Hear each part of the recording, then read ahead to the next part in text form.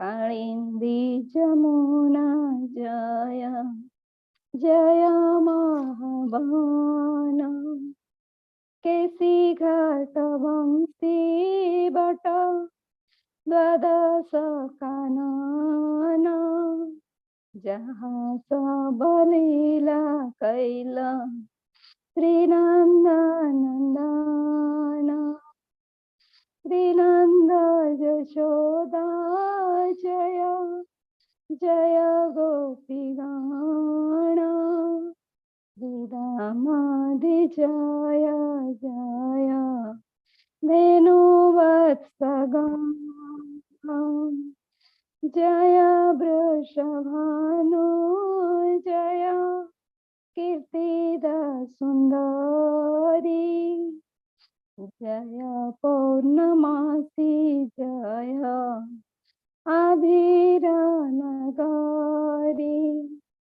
जय जय गोपीश्वर वृंदावन माजा जय जय कृष्ण सखा बटुदेजराजा जय राम घाट जय रोहिणी नंदन जय जय वृंदावन बसी जत जन जय द्विज पत्नी जय नाग कन्या गण भक्ति तेजहार पैल गोविंद चरण श्रीरास मंडल जय जय राधा श्याम जय जय रास लीला सर्वमनोरम जय जय जोल्लरस सर्वरस सारा परकीय भावे जहा ब्रजेते प्रचार त्रिजन्म विपाद पद्म करिया स्मरण दीन कृष्ण दास कहे नाम संकीर्तन जय राधे जय कृष्ण जय वृंदावन श्री गोविंद गोपीनाथ मदन मोहन हरे कृष्ण कृष्ण कृष्ण हरे हरे हरे राम राम राम हरे हरे हरे कृष्ण कृष्ण कृष्ण हरे हरे हरे राम राम राम हरे हरे हरे कृष्ण कृष्ण कृष्ण हरे हरे हरे राम राम राम हरे हरे हरे कृष्ण। हरे कृष्ण समस्त धन्यवाद। हरे कृष्ण माताजी मो वॉइस ठीक आछे? आज्ञा प्रभुजी आज्ञा आज्ञा ठीक है।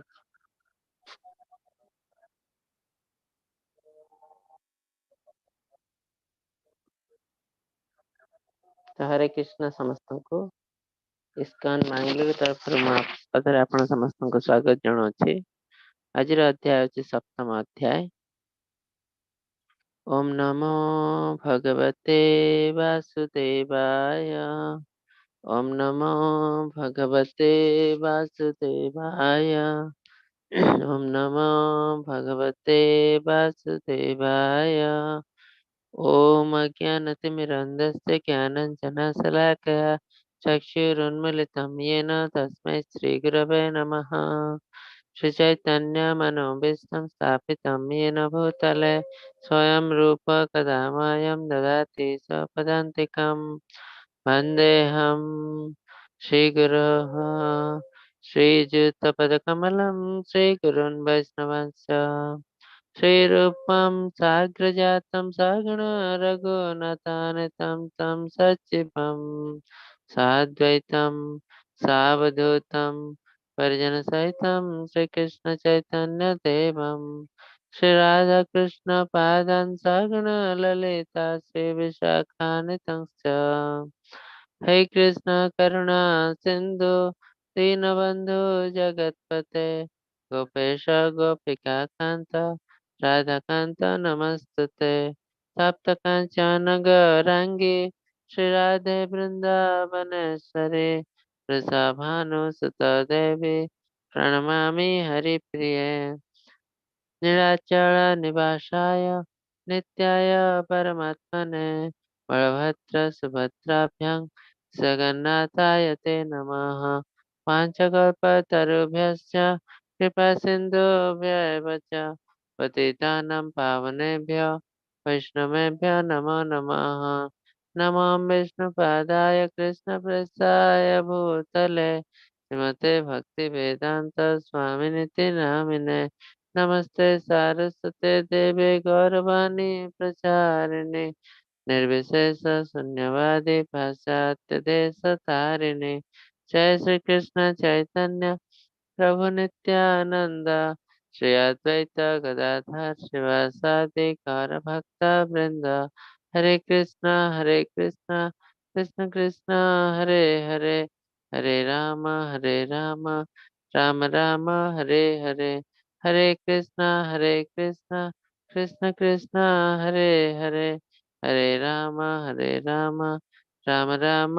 हरे हरे हरे कृष्ण कृष्ण कृष्ण हरे हरे हरे राम राम राम हरे हरे। तो हरे कृष्ण समस्तଙ୍କୁ ଆଉ ଥରେ ମୁଁ ଆପଣଙ୍କୁ ଇସ୍କନ ମାଙ୍ଗଲୁରୁ ତରଫରୁ ସ୍ୱାଗତ ଜଣାଉଛି। ଆଜିର ଅଧ୍ୟାୟ ହେଉଛି ସପ୍ତମ ଅଧ୍ୟାୟ, ଯାହାର ନାମ ହେଉଛି ଜ୍ଞାନ ବିଜ୍ଞାନ ଯୋଗ।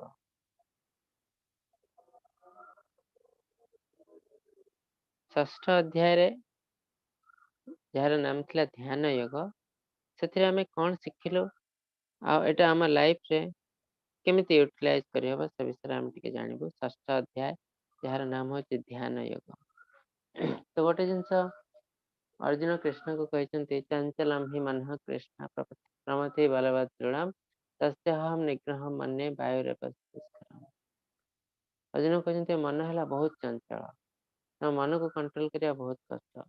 ତାର ଆନ୍ସର ମଧ୍ୟ କୃଷ୍ଣ ଦେଉଛନ୍ତି, ଅସଂଶୟ ମହାବାହୁ ମନ ଦୁର୍ନିଗ୍ରହ ଚଲମ୍ ଅଭ୍ୟାସନ ତୁ କୌନ୍ତେୟ ବୈରାଗ୍ୟେନ ଚ କ୍ରିୟତେ। ମନ ଡେଫିନେଟଲି ବହୁତ ଚଞ୍ଚଳ, କିନ୍ତୁ ତାକୁ ଚାହିଁଲେ ଆମେ କଣ୍ଟ୍ରୋଲ କରିପାରିବୁ। କେମିତି ନା ଅଭ୍ୟାସ, ପ୍ରାକ୍ଟିସ କରିବାକୁ ପଡ଼ିବ ପ୍ରତ୍ୟେକ ଜିନିଷରେ। ଆଉ ୱିଥ୍ ଡିଟାଚମେଣ୍ଟ, ବୈରାଗ୍ୟ ସହିତ ଜଡ଼ିତ ହବ ନାହିଁ। ତ ଏ ଜିନିଷ ଆମେ ଶିଖିଲୁ, ଆମ ଲାଇଫରେ ୟୁଟିଲାଇଜ କରିବୁ। କୌଣସି ଗୋଟେ ଜିନିଷ ପାଇବାକୁ ହେଲେ ଆମକୁ ପ୍ରାକ୍ଟିସ କରିବାକୁ ପଡ଼ିବ ୱିଥ୍ ଡିଟାଚମେଣ୍ଟ। ସେକେଣ୍ଡ ଜିନିଷ ଆମେ ଶିଖିଲୁ ଯେ ଆମ ମନକୁ ସବୁବେଳେ ଆମେ କଣ୍ଟ୍ରୋଲ କରିବା ଉଚିତ। ଯଦି ଆମେ ଆମ ନିଜ ମନକୁ କଣ୍ଟ୍ରୋଲ କରିପାରୁଛୁ, ତାହେଲେ ମନ ଆମର ସବୁଠୁ ବଡ଼ ମିତ୍ର। ଯଦି ମନକୁ ଆମେ କଣ୍ଟ୍ରୋଲ କରି ନ ପାରୁଛୁ, ତାହେଲେ ମନ ହେଲା ଆମର ସବୁଠୁ ବଡ଼ ଶତ୍ରୁ। ତେଣୁ ପ୍ରତ୍ୟେକ କଣ୍ଡିସନରେ ଆମେ ମନକୁ କଣ୍ଟ୍ରୋଲ କରିବାକୁ ପଡ଼ିବ।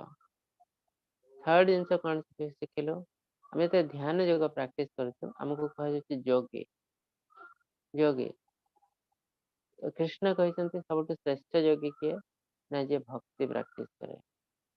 ଯେ ଭକ୍ତି ଯୋଗ ପ୍ରାକ୍ଟିସ କରେ ସେ ହେଉଛି ସବୁଠୁ ଶ୍ରେଷ୍ଠ ଯୋଗୀ। କାହିଁକି ନା ସେ ଭଗବାନଙ୍କ ସହିତ ସମ୍ପୂର୍ଣ୍ଣ ରୂପେ ଜଡ଼ିତ ହୋଇଥାଏ। ଏମିତି ଯେ ଯୋଗୀ ମାନେ ଲାଇଟ୍, ସାଉଣ୍ଡ କାହାକୁ ଫୋକସ୍ କରନ୍ତି, ହାର୍ଟ ବିଟ୍, ରେସ୍ପିରେସନ, ନିଶ୍ୱାସ ପ୍ରଶ୍ୱାସ ଫୋକସ୍ କରନ୍ତି, କିନ୍ତୁ ଧ୍ୟାନ ଯୋଗୀ ଯିଏ ସେ ଡାଇରେକ୍ଟଲି ଭଗବାନଙ୍କ ଉପରେ ଫୋକସ୍ କରେ। ଆଇଦର ଭଗବାନଙ୍କର ନାମ, ଭଗବାନଙ୍କର ରୂପ, ଭଗବାନଙ୍କର କୌଣସି ଅଙ୍ଗ ପ୍ରତ୍ୟଙ୍ଗ, ଭଗବାନଙ୍କର ଲୀଳା, डायरेक्टली से भगवान सहित जड़ित, तेणु भगवान मतरे से होचंती श्रेष्ठ योगी। तेणु आमे समस्ते योग तो प्रैक्टिस करिवु, ध्यान योग नुह भक्ति योग। कहीं ना ध्यान योगर रिजल्ट भल ना, जोटा कि आम सप्तम अध्याय पढ़ू। तो ये जिनस आम लाइफ रे आम यूटिलाइज कर जार प्रथम जिनस है जप। जप गोटे भक्ति योग, पार्ट ऑफ भक्ति योग। हरे कृष्ण। तो एबे आम सप्तम अध्याय के जीवु, यार नाम है ज्ञान विज्ञान योग। ज्ञान विज्ञान योग भगवत गीतार जो 18टी चैप्टर है तीन भाग में विभक्त कराई। प्रथम 6 चैप्टर, मझी 6 चैप्टर और शेष 6 चैप्टर। तो प्रथम 6 चैप्टर है बेसिक। आपण मानक बहुत बहुत धन्यवाद जे आपण 6 चैप्टर जो मैंने पार कर देछंती। डेफिनेटली मानकर पूर्व जन्म बहुत स्वीकृति अच्छी, नले ये 6 चैप्टर पार करवा बहुत कष्ट। यूजुअली जो मैंने भक्त नुहति, आध्यात्मिक प्रैक्टिस करना, ये 6 अध्याय भीतर रह जाते। तो ये 6 अध्याय मेनली भगवान कर्म विषय कहते। लास्ट 6 अध्याय है ज्ञान विषय, और जो मझी 6 अध्याय रहा भक्ति विषय। तो भक्ति है भगवान का सबुठ इम्पोर्टेंट अंग, सबुठ दुर्मूल्य अमूल्य। तेणु ताको भगवत गीता लुचेक रखाई मझे, जमी आमर कौन गोटे अमूल्य जिनस, ज्वेल्स, हीरा नीला कि सुना जिनस आम गोटे ट्रेजरी भितर रखा, बाहर पकई न था। ठीक सेमती भगवान का सबुठ अमूल्य जिनस है भक्ति। भक्ति विषय सब किसी जिनस भगवत गीतार मझी चैप्टर, सप्तम चैप्टर रु 12 चैप्टर मध्य भक्ति विषय सब जिनस रखा जाए। तेणु अति गुप्त भाव रखाई। तो ज्ञान विज्ञान योग भगवान एठू आम भगवान के रहस्य भितर प्रवेश करने को चेष्टा करूँ। ये आरंभ हो भक्ति योग, आ 12 अध्याय हूँ डायरेक्ट भक्ति योग। भक्ति कौन? हाँ, हरे कृष्ण।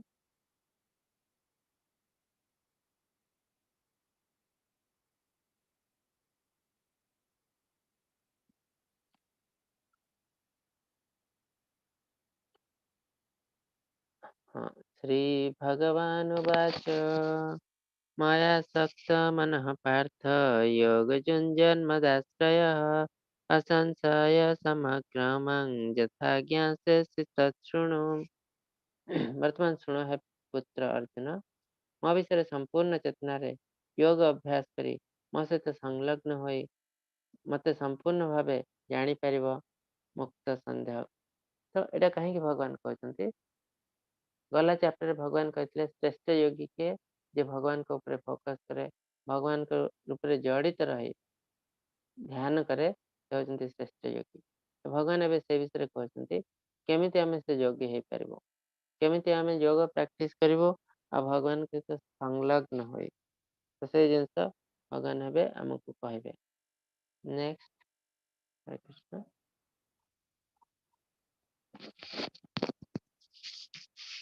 हरे नेक्स्ट स्लाइड। ମୁଁ ବର୍ତ୍ତମାନ ତୁମକୁ ଏହି ଜ୍ଞାନର ସମ୍ପୂର୍ଣ୍ଣ ରୂପେ ଘୋଷଣା କରିବି, ଯାହା ଜାଣିବା ଦ୍ୱାରା ଆଉ କିଛି ରହିବ ନାହିଁ।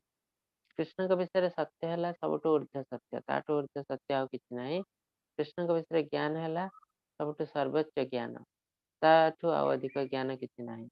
କୃଷ୍ଣ କହିଛନ୍ତି ଯାହା ମୁଁ କହିବି ଏବେ ଏଟା ହେଲା ସମ୍ପୂର୍ଣ୍ଣ ଜ୍ଞାନ, ଆ ଦ୍ୱାରା ଆଉ କିଛି ଜାଣିବା ଦରକାର ନାହିଁ। ନେକ୍ସଟ,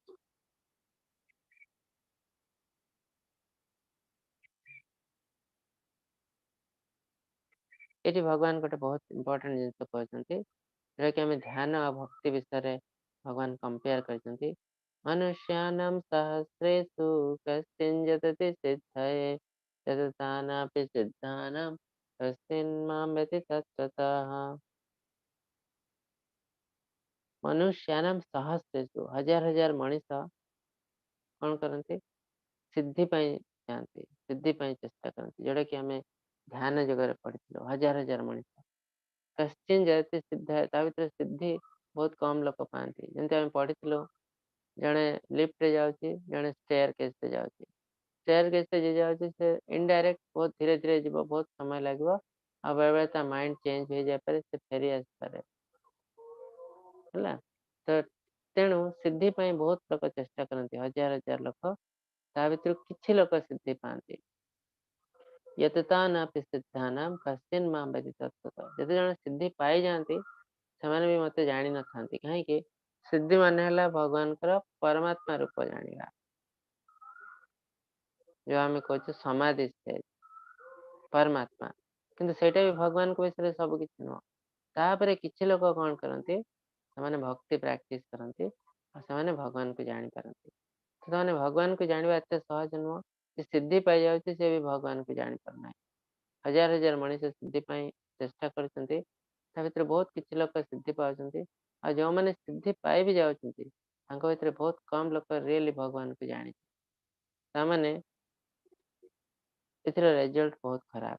ଆମେ ଯଦି ଧ୍ୟାନ ମାଧ୍ୟମରେ ଭଗବାନଙ୍କ ପାଖକୁ ଯିବାକୁ ଚେଷ୍ଟା କରିବୁ, ଭଗବାନଙ୍କୁ ଜାଣିବାକୁ ଚେଷ୍ଟା କରିବୁ, ହେଲେ ବହୁତ ସମୟ ଲାଗିବ। ଦୁଇରେ ସମସ୍ତେ ସକ୍ସେସ୍ ହେବେ ନାହିଁ। ନେକ୍ସଟ, ତ ଭଗବାନ ଏବେ ଆମ ଶରୀର ବିଷୟରେ କିଛି ଜ୍ଞାନ ଦେବେ। କାହିଁକି ନା ସବୁଠୁ ଇମ୍ପୋର୍ଟାଣ୍ଟ ଜିନିଷ ଆମ ପାଖରେ ଅଛି ଏ ଶରୀର। ଏ ଶରୀରକୁ ନେଇ ଆମେ ବିଭିନ୍ନ ପ୍ରକାର କାର୍ଯ୍ୟ କରିଥାଉ। ତ ଭୌତିକ ଜଗତରେ ଆମ ପାଖରେ ଦୁଇଟା ଜିନିଷ ଅଛି, ଗୋଟେ ହେଲା ଶରୀର ଆଉ ଗୋଟେ ହେଲା ଏ ପ୍ରକୃତି। ସେ ପ୍ରକୃତିକୁ ପ୍ରକୃତିରେ ଆମେ କାର୍ଯ୍ୟ କରୁଛୁ, ବିଭିନ୍ନ କାର୍ଯ୍ୟ, ଆଉ ଏ ଶରୀରକୁ ନେଇକି କାର୍ଯ୍ୟ କରୁଛୁ। ତ ଏ ଦୁଇଟି ଜିନିଷ ଜାଣିବା ଆମ ପାଇଁ ନିହାତି ଦରକାର।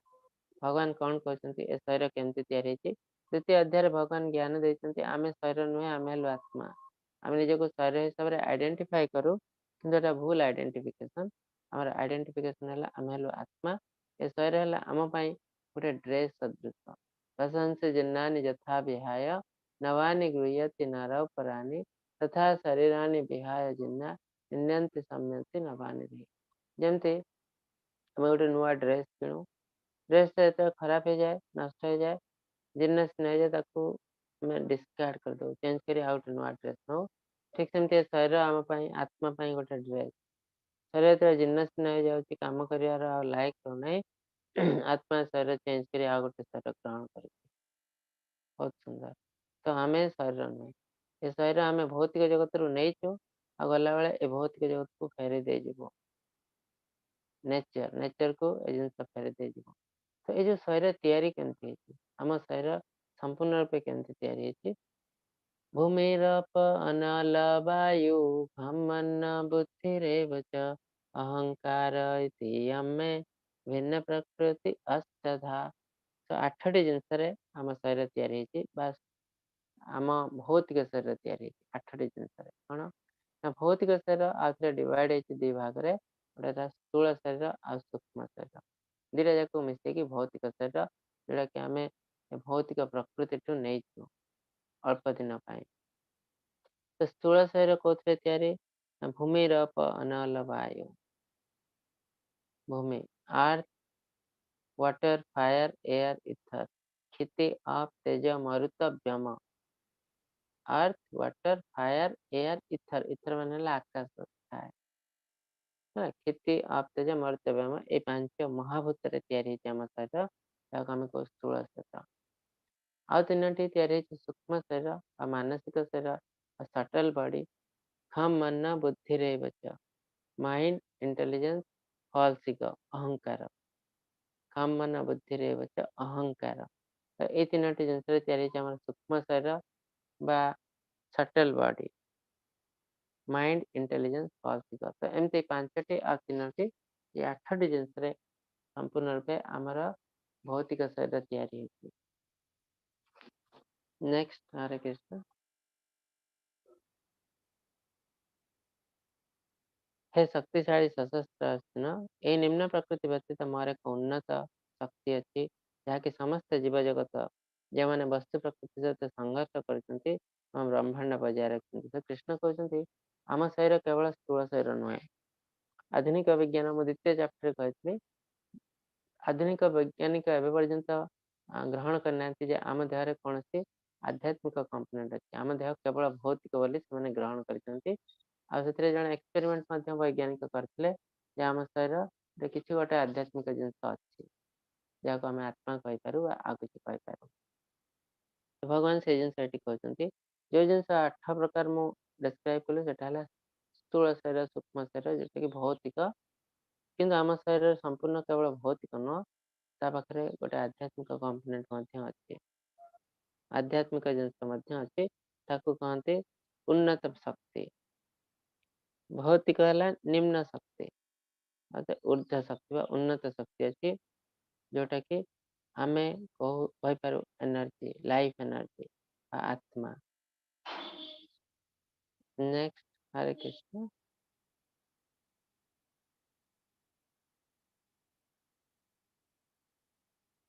मतः परतरन्यं कचिदन्ति धनञ्जय मयि सर्वमिदं प्रोक्तं सूत्रमणिगणा इव।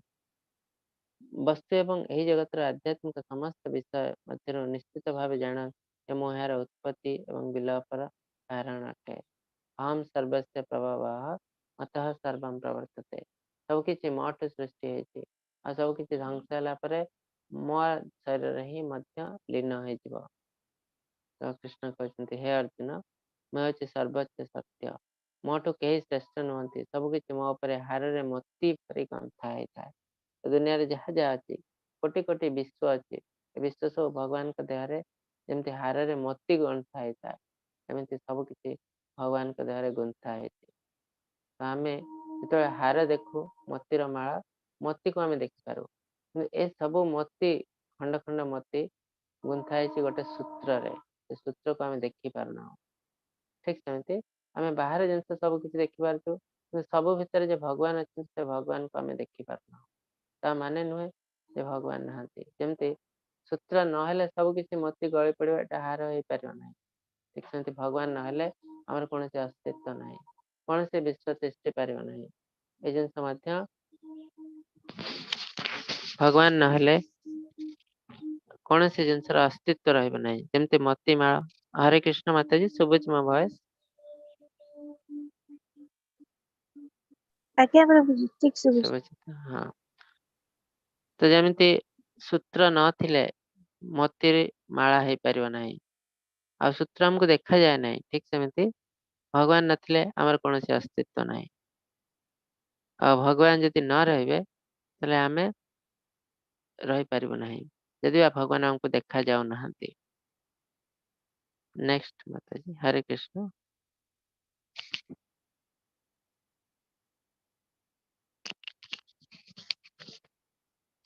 ନା, ହଁ, ଠିକ ଅଛି।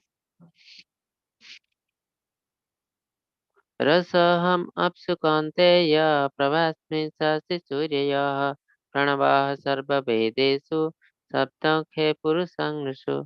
हे କନ୍ତେୟ, ମୁଁ ଜଳର ରସ, ଚନ୍ଦ୍ର ସୂର୍ଯ୍ୟଙ୍କର ମୁଁ ଜ୍ୟୋତି, ସର୍ବବେଦର ମୁଁ ଓଙ୍କାର, ଆକାଶରେ ମୁଁ ଶବ୍ଦ ଓ ମନୁଷ୍ୟମାନଙ୍କର ମୁଁ ପୌରୁଷ। ତ କିଛି ଲୋକ ଅଛନ୍ତି, ସେମାନେ କହନ୍ତି ଭଗବାନ କିଏ? କାହିଁକି ନା ଭଗବାନ ଗଡ ଗୋଟେ ଜିନିଷ, ତାର କିଛି କ୍ଲାରିଟି ନାହିଁ।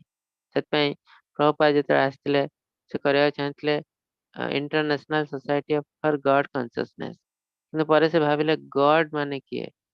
ଗଡ ଏମିତି ତ ଗୋଟେ କନଫ୍ୟୁଜିଂ ୱାର୍ଡ। କିଏ କହୁଛି ଦେବୀ ଦେବତା ମାନଙ୍କୁ ଇଏ ହେଲେ ଗଡ, କିଏ କହୁଛି ମୋର ଘରେ ବାପା ମା ହେଲେ ଗଡ, କିଏ କହୁଛନ୍ତି ମୋ ଭାଇ ହେଲେ ଗଡ, କିଏ କହୁଛନ୍ତି ମୋର ବନ୍ଧୁ ବାନ୍ଧବ ଯିଏ ମତେ ସାହାଯ୍ୟ କରିଛନ୍ତି ସେ ଗଡ। ତ ଗଡ ଗୋଟେ ଜିନିଷ ଦ ମୋଷ୍ଟ କନଫ୍ୟୁଜିଂ, ତାର ଆମର କୌଣସି କ୍ଲାରିଟି ନାହିଁ। ସେଥିପାଇଁ କ୍ଲାରିଟି ଦେବା ପାଇଁ ପ୍ରଭୁପାଦ କହିଲେ international society for Krishna consciousness, at least ଭଗବାନ, ମଣିଷ ମାନେ ଜାଣିବେ ସମସ୍ତେ ଭଗବାନ ମାନେ ହେଲେ କୃଷ୍ଣ।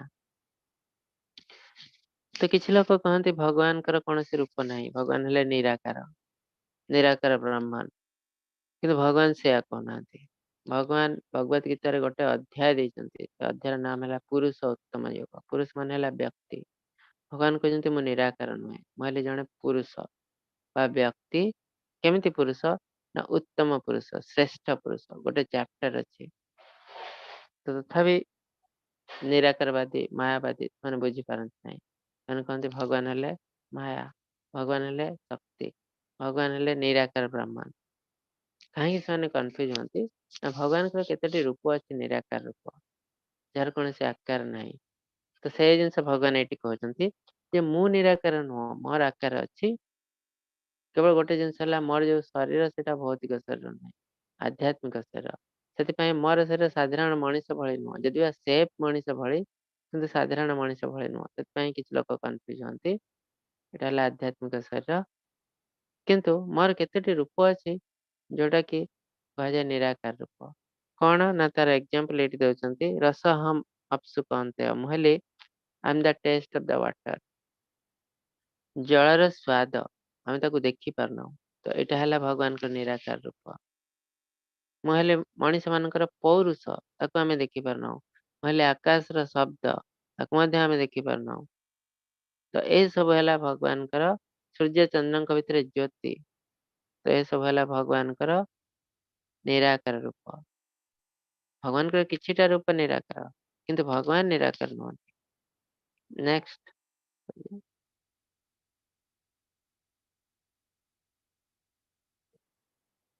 ହଁ, ହରେ କୃଷ୍ଣ। Next slide. ତ ଏଠି ଭଗବାନ ଆହୁରି କେତେ ଜିନିଷ କହିଛନ୍ତି ନିରାକାର ରୂପ ବିଷୟରେ। ଏଇ ଚାର୍ଟରେ ଲେଖା ହେଇଛି। ବହୁତ ଜିନିଷ କହିଛନ୍ତି ଯୋଉଥିରେ କି କହୁଛନ୍ତି ଏ ସବୁ ରୂପ ମୋର, ଏସବୁ ଜିନିଷ ମୁଁ। ତ ତା ମାନେ ନୁହେଁ ଯେ ମୁଁ ହେଲି ନିରାକାର। ଯେମିତି ଯୋଉ ଲୋକର କୌଣସି ଜ୍ଞାନ ନାହିଁ, ସେ ଭାବେ ଯେ ପ୍ରାଇମ ମିନିଷ୍ଟର ଅଫ ଇଣ୍ଡିଆ କୌଣସି ରୂପ ନାହିଁ। କାହିଁକି? ପ୍ରାଇମ ମିନିଷ୍ଟର ଇଣ୍ଡିଆ କଣ କରିଛନ୍ତି ନା ପ୍ରତ୍ୟେକ ଗାଁ ଗହଳରେ ସେ ଅଛନ୍ତି। କେମିତି? ତାଙ୍କର ନିରାକାର ରୂପରେ। ନିରାକାର ରୂପ କଣ ନା ରୁଲ ଆଣ୍ଡ ରେଗୁଲେସନ। ଆମେ ପ୍ରତ୍ୟେକ ଦେଶର କିଛି ନା କିଛି ରୁଲକୁ ମାନୁଛୁ। ଆମ ଗାଁରେ ମଧ୍ୟ ସେ ରୁଲ ଚାଲିଛି। ତ ସେଇ ରୁଲ ମାଧ୍ୟମରେ ପ୍ରାଇମ ମିନିଷ୍ଟର ଆମ ପାଖରେ ଅଛନ୍ତି। ତ ସେଇଟା ହେଲା ତାଙ୍କର ନିରାକାର ରୂପ। କିନ୍ତୁ ତା ମାନେ ନୁହେଁ ଯେ ସେ ନିରାକାର।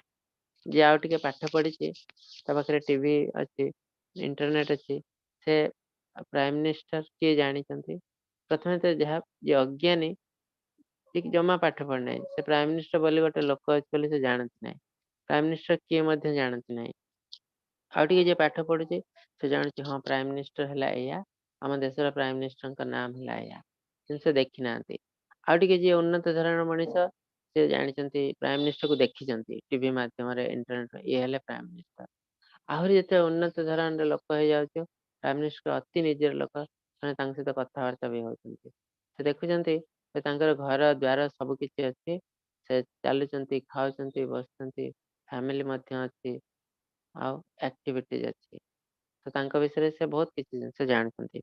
ତ ଠିକ ସେମିତି ଆମେ ଯେତେବେଳେ ଭଗବାନଙ୍କ ବିଷୟରେ ବହୁତ ଦୂରରେ ଥାଉ, ଆମକୁ ଲାଗେ ଭଗବାନ ବୋଲି କେହି ନାହାନ୍ତି। ନାସ୍ତିକ।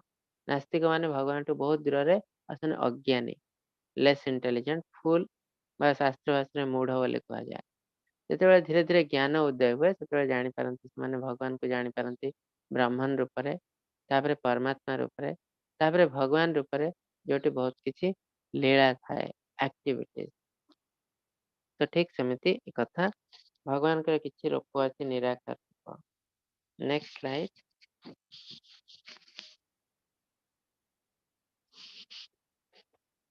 ସତ୍ଵ ରଜ ତମ ଏହି ତିନି ଗୁଣ ଭାବରେ ସମସ୍ତ ଜଗତ ବିମୋହିତ ହୋଇ ରହିଥିବାରୁ ମୁଁ ଏ ତ୍ରିଗୁଣାତୀତ ଏବଂ ଅବିନାଶୀ ବୋଲି ଜାଣିପାରନ୍ତି ନାହିଁ। ଆମେ ତିନି ଗୁଣ ବିଷୟରେ ପଢିବୁ 14 ଅଧ୍ୟାୟରେ, ଗୁଣତ୍ରୟ ବିଭାଗ ଯୋଗ।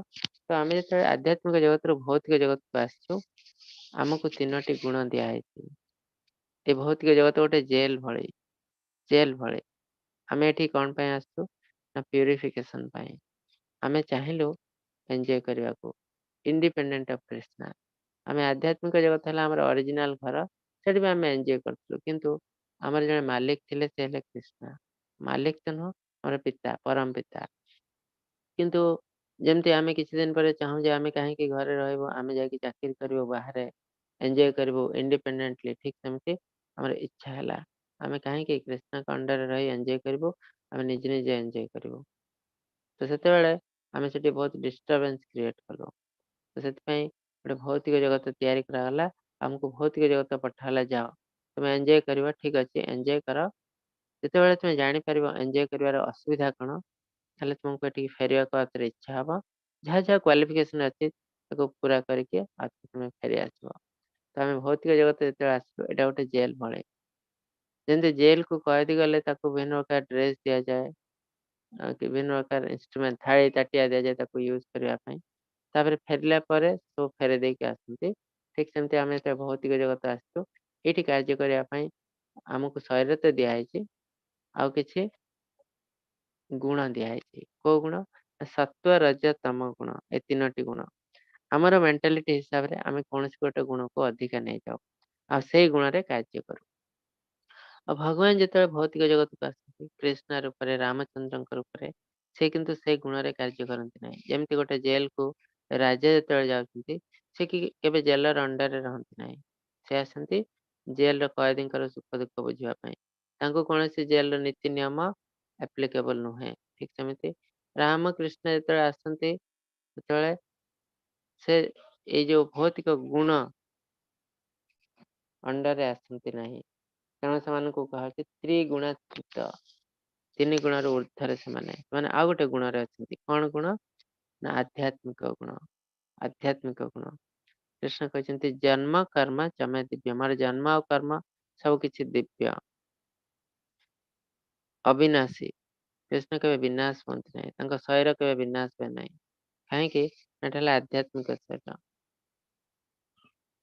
नेक्स्ट हरे कृष्ण तो आम जिन ए सब जिन जानी पारन कहीं आम माया अंडर अच्छे जब माया हटिज आम ए सब जिन जापर दैवी है सा गुणमयी मम माया दुरत्यया मम एव ये प्रपद्यन्ते माया में तम तरन्ति ते तो आम जो भौतिक जगत को आस माया अंडर रे अच्छे मायार बसवर्ती है आम बहुत किसी जिन करूँ अज्ञानता बसत माया आमको कभर कर रखी तो ये क्वेश्चन उठे माया रू माया को हटेबार रास्ता कौन माया एते प्रबल कहीं हमको बहुत आम कि जानी पारना मायार बसवर्ती मायारू बाहर को आम बाहरी पारना कहीं तो भगवान कहते दैवी है सा गुणमयी मम माया दुरतया ये जो माया मोर एनर्जी से बहुत पावरफुल ताको क्रॉस करवा बहुत डिफिकल्ट ताको क्रॉस करवा माया को किंतु माया को क्रॉस कर रास्ता अच्छी नहीं नुह कौन रास्ता माम ए वय प्रपद्यन्ते माया में तम तरंते जो मो शरण रे आसी जाए माया ताको स्पर्श करे नहीं माया धीरे धीरे ताको हटि जाए जार एग्जांपल जो मैंने माला करते जानी पारते माला करने आगु दुनिया टा को किसी बुझी पार नथिले लोकन को बुझी पार नथिले सब किसी जिन कन्फ्यूजन रे थिला जो माला करने आरंभ करछन्ती किछि माला करछन्ती किछि मास हेलाणी सेतबे आपण देखुथिबे आपण लाइफ रे क्लैरिटी आसी आपण बुझी पारछन्ती लाइफ को आपण बुझी पारछन्ती लोक मानको किए भल लोक किए खराब लोक आपण पई किए हानि करिवो सब किछि जिन आपण जानि पारछन्ती आपण लाइफ रे क्लैरिटी आसी तो ये जिनस जो मैंने माला करछन्ती से बहुत इजीली जानि पारथिबे तो भगवान कहते जे मो शरण रे आसी माया धीरे धीरे ताठू हटि जीव आ से संपूर्ण दुनिया को देखि पारिबो बहुत सुंदर भाव रे नेक्स्ट हरे कृष्ण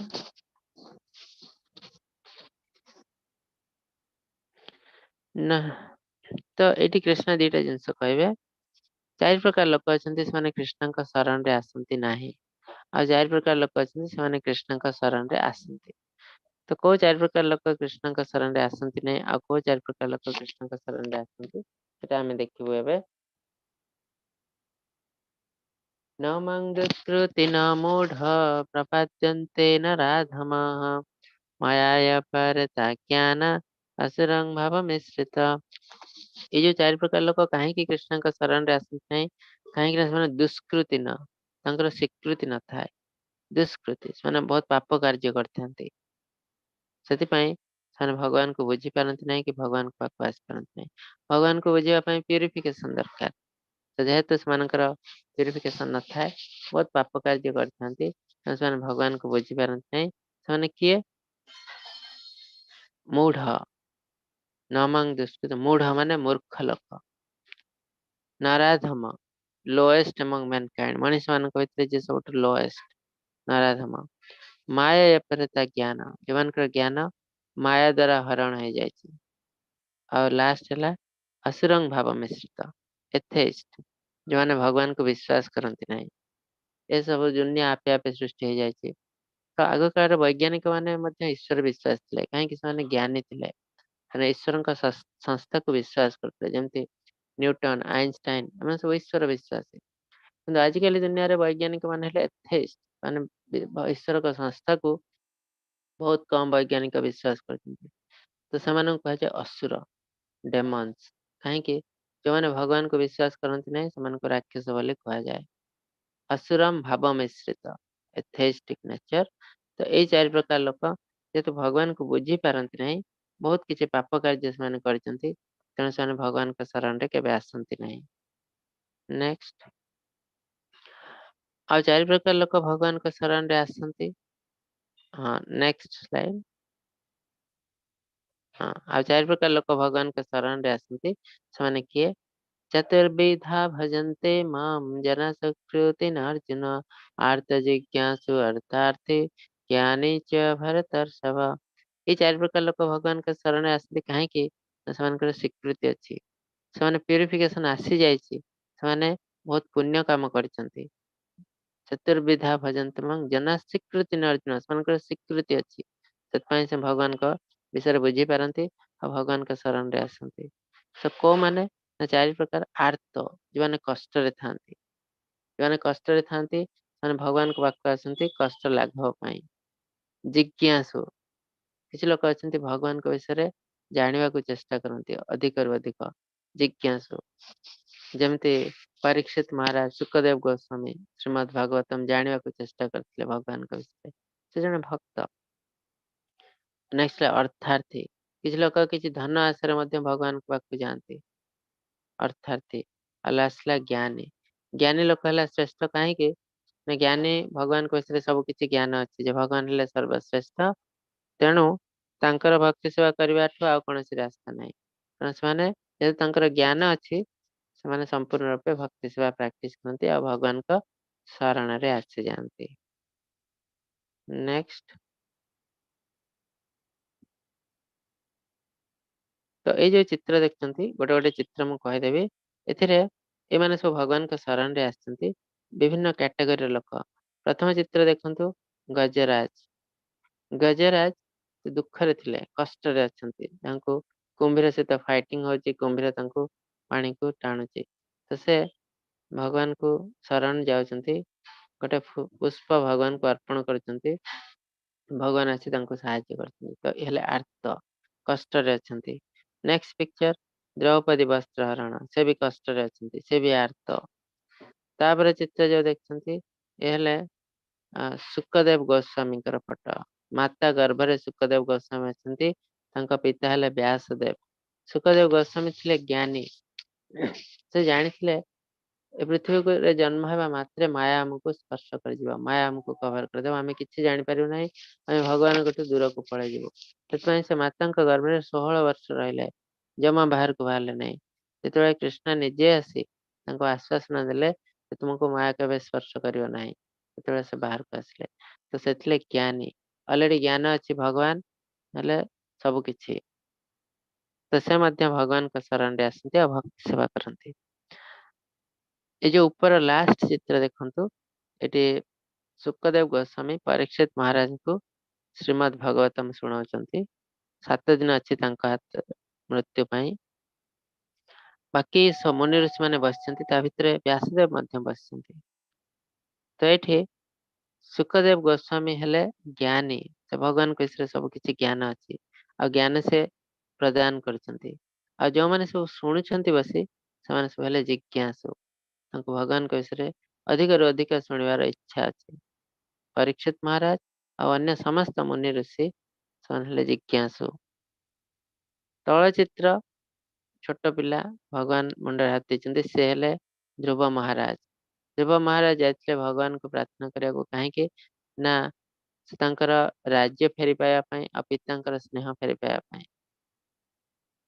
ସେଥିଲେ ଅର୍ଥାर्थी, କିଛି ଭୌତିକ କାମନା ନେଇ ଯାଇଥିଲେ।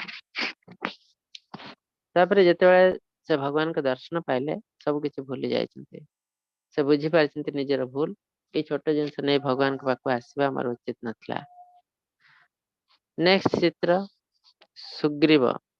सुग्रीव रामचंद्रଙ୍କ ସହିତ ସନ୍ଧି କରିଛନ୍ତି, କାହିଁକି ନା ତାଙ୍କର ଭ୍ରାତା ତାଙ୍କଠୁ ସବୁ କିଛି ଲୁଟି ନେଇଛନ୍ତି, राज्य धन संपत्ति स्त्री।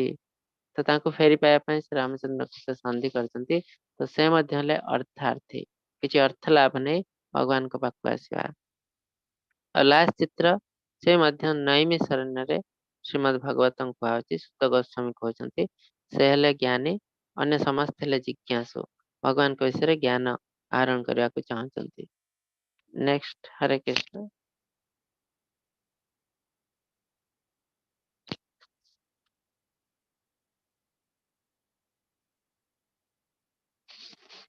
ଏଥିମଧ୍ୟରୁ ଜ୍ଞାନୀ ଯେ ଶୁଦ୍ଧ ଭକ୍ତି ଓ ସେବା ମାଧ୍ୟମରେ ମୋ ସହିତ ମିଳିତ ହୋଇ ସର୍ବଶ୍ରେଷ୍ଠ ଅଟେ, ମିଳିତ ହୋଇ ସର୍ବଶ୍ରେଷ୍ଠ ଅଟେ, କାରଣ ମୁଁ ତାଙ୍କ ପାଇଁ ଅତି ପ୍ରିୟ ଏବଂ ସେ ମଧ୍ୟ ମୋ ପାଇଁ ଅତି ପ୍ରିୟ। ଏଇ ଯୋଉ ଚାରିଜଣ ହେଲେ ଆର୍ତ ଜିଜ୍ଞାସୁ ଅର୍ଥାର୍ଥୀ ଜ୍ଞାନୀ, ତା ଭିତରେ ଜ୍ଞାନୀ ହେଲା ସର୍ବଶ୍ରେଷ୍ଠ। କାହିଁକି ନା ତାଙ୍କର ଜ୍ଞାନ ଅଛି ଯେ ଭଗବାନ ହେଲେ ସର୍ବୋତ୍ତମ, ଭଗବାନ ହେଲେ ସବୁ କିଛି, ତେଣୁ ଭକ୍ତି ସେବା ହିଁ ଗୋଟେ ଜିନିଷ ଆମକୁ କରିବାକୁ ପଡିବ।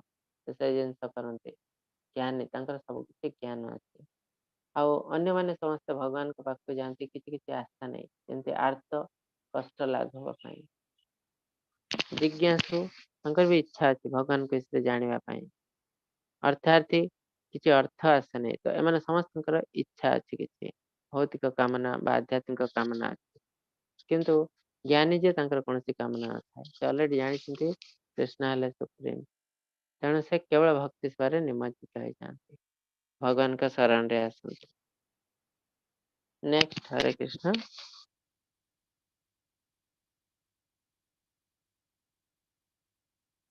बहुनां जन्मनामन्ते ज्ञानवान् मां प्रपद्यन्ते वासुदेव सर्वमेते समहात्मा सुदुर्लभम। ଆମେ ମହାତ୍ମା କାହାକୁ କହୁ? ମହାତ୍ମାର ରିଏଲ ଅର୍ଥ ହେଲା ଯେ ଜାଣିଛନ୍ତି ଭଗବାନ କୃଷ୍ଣ ହେଲେ ସବୁ କିଛି। ବାସୁଦେବ ସର୍ବମିତି ସ ମହାତ୍ମା, ଯେ ଜାଣିଛନ୍ତି ବାସୁଦେବ ହେଲେ ଭଗବାନ କୃଷ୍ଣ ସବୁ କିଛି, ଯେ ଜାଣିଛନ୍ତି ସେ ହେଲେ ମହାତ୍ମା। ଆମେ ପଢିଛୁ କିନ୍ତୁ ଆମେ ହୃଦୟଙ୍ଗମ କରିପାରୁନାହୁଁ। ଆମ ଭିତରେ ତଥାପି ଡାଉଟ ରହୁଛି, ରିଏଲି କୃଷ୍ଣ କଣ ସୁପ୍ରିମ, ନା ରାମଚନ୍ଦ୍ର ସୁପ୍ରିମ, ନା ନାରାୟଣ ସୁପ୍ରିମ, ଏମିତି। ତ ଯାହା ମନରେ କୌଣସି ଡାଉଟ ନାହିଁ, ବହୁତ ସୁନ୍ଦର ଭାବେ ଗ୍ରହଣ କରିଛି, ତାକୁ ମହାତ୍ମା କୁହାଯାଏ। ଆଉ ଏମିତି ମହାତ୍ମା ହେଲେ ସୁଦୁର୍ଲଭମ, କୋଟିଏରେ ଗୋଟିଏ ଥିବେ, ଏମିତି ମହାତ୍ମା। ଏମିତି ମହାତ୍ମା ହବାକୁ କେତେ ସମୟ ଲାଗେ? ନା ବହୁନାମ ଜନ୍ମ ନାମନ୍ତେ ଜ୍ଞାନବାନ ମାମ ପ୍ରପଦ୍ୟନ୍ତେ। ମୋ ବିଷୟରେ ଜ୍ଞାନ ଆହରଣ କରିବା ପାଇଁ ବହୁତ ଜନ୍ମ ଲାଗେ। କିଛି ଲୋକ କହନ୍ତି ଆମେ ଜଣେ ଲୋକକୁ ଏତେ ବୁଝେଇଲେ ବି ସେ ଜମା ବୁଝି ପାରୁନାହିଁ। କାହିଁକି ନା ଭଗବାନ ବିଷୟରେ ଜାଣିବା ଏତେ ସହଜ ନୁହଁ, ତା ପାଇଁ ପ୍ୟୁରିଫିକେସନ ଦରକାର, ତା ପାଇଁ ବହୁତ ଜନ୍ମର ତପସ୍ୟା ଦରକାର। ଆଜି ଜଣେ ଲୋକ ଭଗବାନଙ୍କ ବିଷୟରେ ବୁଝିପାରୁଛି, ଜଣେ ବୁଝିପାରୁନି, ଯଦିବା ସେମାନେ ଦି ଭାଇ ହେଇଥାନ୍ତି, ସେମ ଘରେ ରହୁଥାନ୍ତି, ଦି ସାଙ୍ଗ ହେଇଥାନ୍ତି, କିନ୍ତୁ ସେମାନଙ୍କ ଭିତରେ ବହୁତ ଜନ୍ମର ଫରକ ଅଛି। ଜଣେ ଜନ୍ମ ଜନ୍ମରୁ ବହୁତ କିଛି ଆଧ୍ୟାତ୍ମିକ କାର୍ଯ୍ୟ କରିଛି, ଆଉ ଜଣେ ଜମା ଆଧ୍ୟାତ୍ମିକ କାର୍ଯ୍ୟ କରିନାହିଁ। ତ ଯିଏ ଆଧ୍ୟାତ୍ମିକ କାର୍ଯ୍ୟ ଜମା କରିନାହିଁ, ସେ କେବେ ବି ଭଗବାନଙ୍କୁ ଜାଣିପାରିବ ନାହିଁ। ତାକୁ ଆହୁରି ବହୁତ ଜନ୍ମ ନେବାକୁ ପଡିବ ଆ ଲେଭେଲକୁ ଆସିବାକୁ ହେଲେ। ତ ଜ୍ଞାନ ମାଧ୍ୟମରେ ଆଉ ଗୋଟେ ଜିନିଷ ହେଲା, ଜ୍ଞାନ ମାଧ୍ୟମରେ ଭଗବାନଙ୍କୁ ଜାଣିବା ବହୁତ କଷ୍ଟକର, ବହୁତ ଜନ୍ମ ସମୟ ଲାଗେ। ଯଦି ଆମେ ରିଏଲି ଭଗବାନଙ୍କୁ ଇଜିଲି ଜାଣିବାକୁ ଚାହୁଁଛୁ, ତାହେଲେ ଭକ୍ତି ମାଧ୍ୟମରେ ଆମକୁ ଯିବାକୁ ପଡିବ। ଭକ୍ତି ମାଧ୍ୟମରେ ଆମେ ଭଗବାନଙ୍କୁ ବହୁତ ଇଜିଲି ଜାଣିପାରିବୁ। ଭଗବାନ କହିଛନ୍ତି ଭକ୍ତିଆ ମାମ ଅଭିଜାନନ୍ତି। ଏ ଭକ୍ତି ମାଧ୍ୟମରେ ତୁମେ ମୋ ରହସ୍ୟରେ ପ୍ରବେଶ କରିପାରିବ, ମୋ ବିଷୟରେ ବହୁତ ଇଜିଲି ଜାଣିପାରିବ। ନେକ୍ସଟ ହରେ କୃଷ୍ଣ।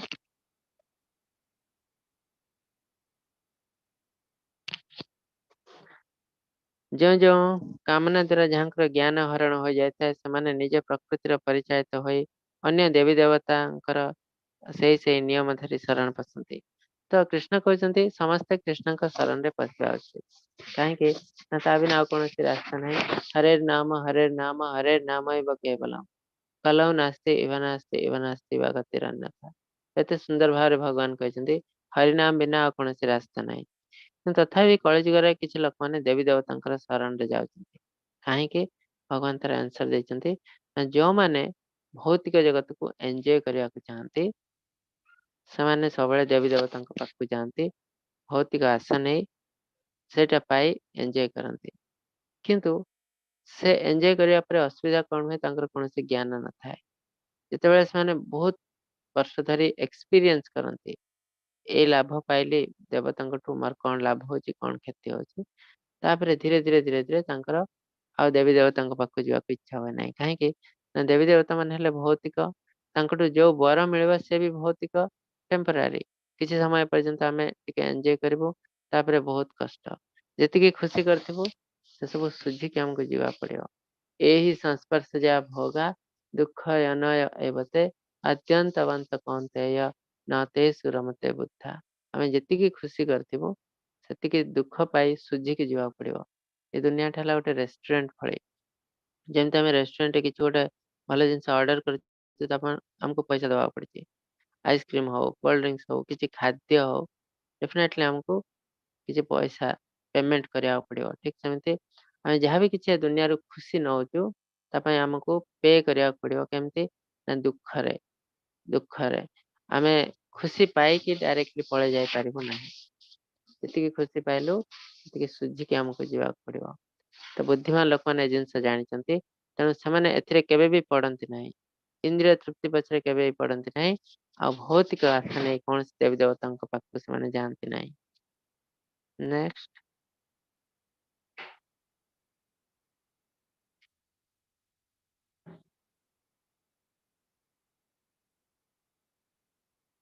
ସେମାନେ ଅଚଳା ଭକ୍ତି ଦ୍ୱାରା ଏଇ ଦେବତାଙ୍କର ଆରାଧନା ପ୍ରବୃତ୍ତ ହୁଅନ୍ତି ଏବଂ ଏଥିରେ ଯେଉଁ କାମ୍ୟ ଫଳ ଲାଭ କରନ୍ତି ଭଗବାନଙ୍କ ଦ୍ୱାରା ହିଁ ପ୍ରେରିତ।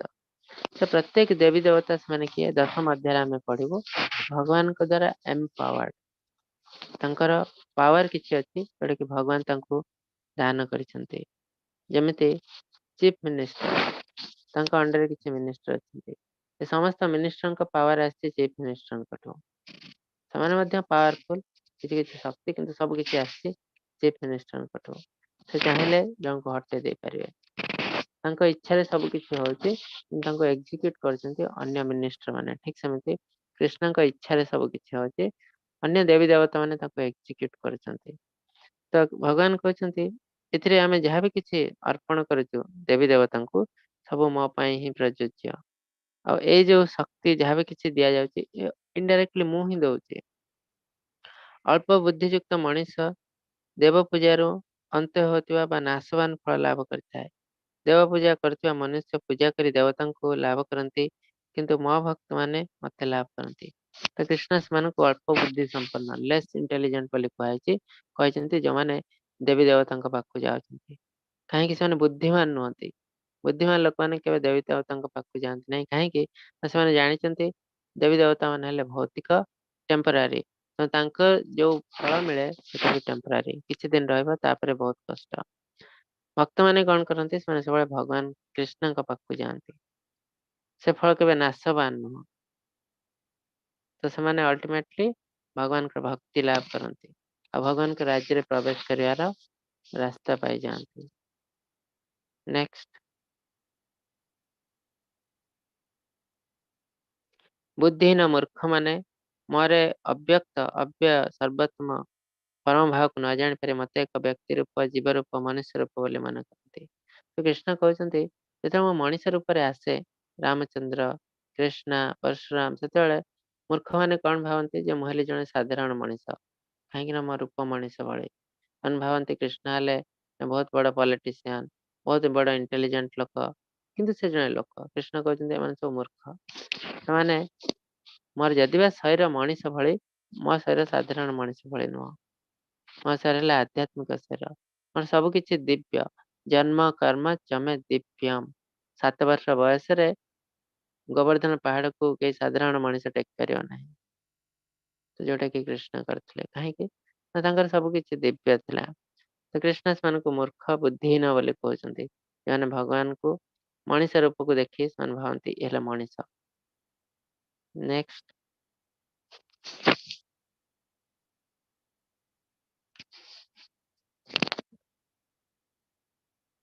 नाहं प्रकाश सर्वस्य योगमाया समावृत मूढयं न विजानाति ଲୋକମାମଜମ୍ ଅବ୍ୟୟମ୍।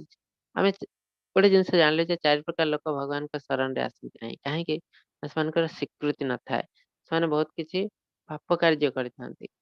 ତ ସେମାନେ କାହିଁକି ଭଗବାନଙ୍କୁ ଜାଣିପାରନ୍ତି ନାହିଁ? ଭଗବାନ ସେମାନଙ୍କୁ ପ୍ରକାଶ ହିଁ କରନ୍ତି ନାହିଁ।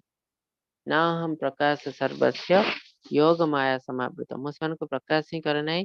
ମୋ ନିଜର ଯୋଗ ମାୟା, ତ 2 ପ୍ରକାର ମାୟା ଅଛି। ଭଗବାନଙ୍କର ଶକ୍ତି 2 ପ୍ରକାର, गोटे है आध्यात्मिक जगत पाई गोटे है भौतिक जगत पाई। भौतिक जगत आमे जहाँ अंडर अच्छे से महामाया। आध्यात्मिक जगत रे से माया नाम है योग माया। सो भगवान जो जिन करती एनर्जी से योग माया बल करती। कृष्ण कहते मुझे मोर योग माया बल मु निज को कवर कर दिए जहाँफल कि मत बुझी पारती नहीं ना हम प्रकाश मुझे प्रकाश ही करे ना मूढ़यम ना भी जानती लोकमाम अजम अभ्यम मु अजन्मा से विषय से जानी पारती नहीं मत बुझी पारती नहीं कहीं मुझे प्रकाश ही करे ना कहीं ना प्यूरिफिकेशन न था क्वालिफिकेशन न था। नेक्स्ट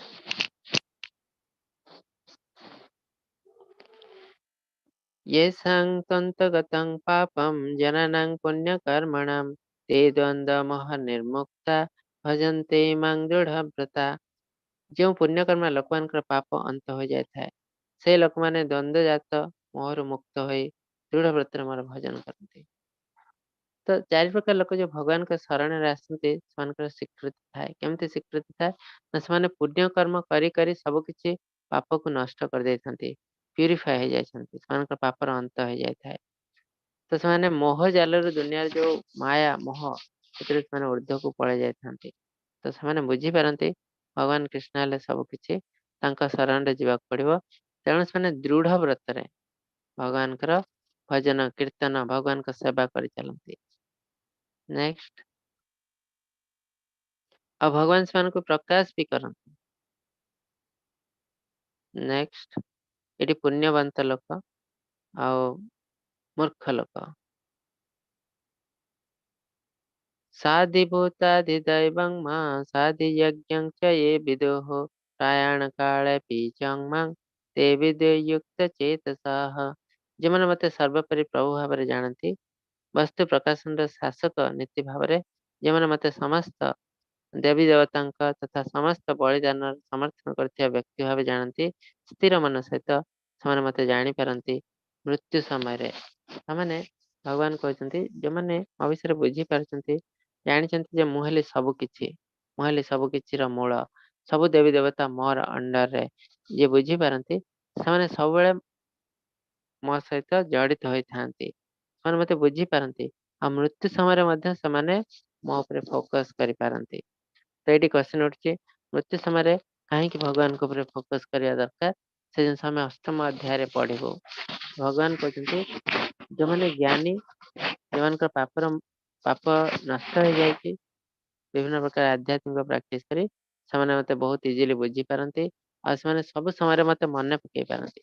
यदि आम भगवान को सब समय मन पकई पारना ताने आम मन कि पाप अच्छी कि एंजॉय कर आशा अच्छी से भगवान आमको आमठू बेले बेले दूर दूर को पलि जाती जो से सब जिन दमन करूँ मन को कंट्रोल करूँ से धीरे धीरे भगवान आउ आमको प्रकाश हे। तो जहाँफल कि आम मृत्यु समय भगवान को जापर।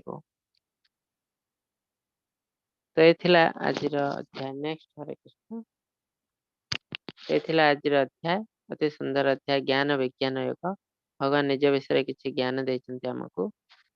तो आम एबे आपनकर किसी क्वेश्चन नबू। हरे कृष्ण माता की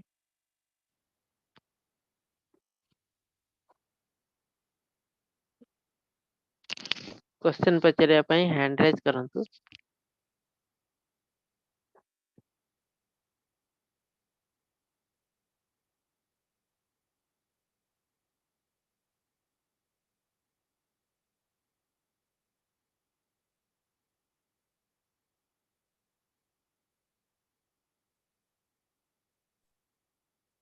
हरे कृष्ण प्रभु जी को होस्ट कर दूँ। हाँ ठीक।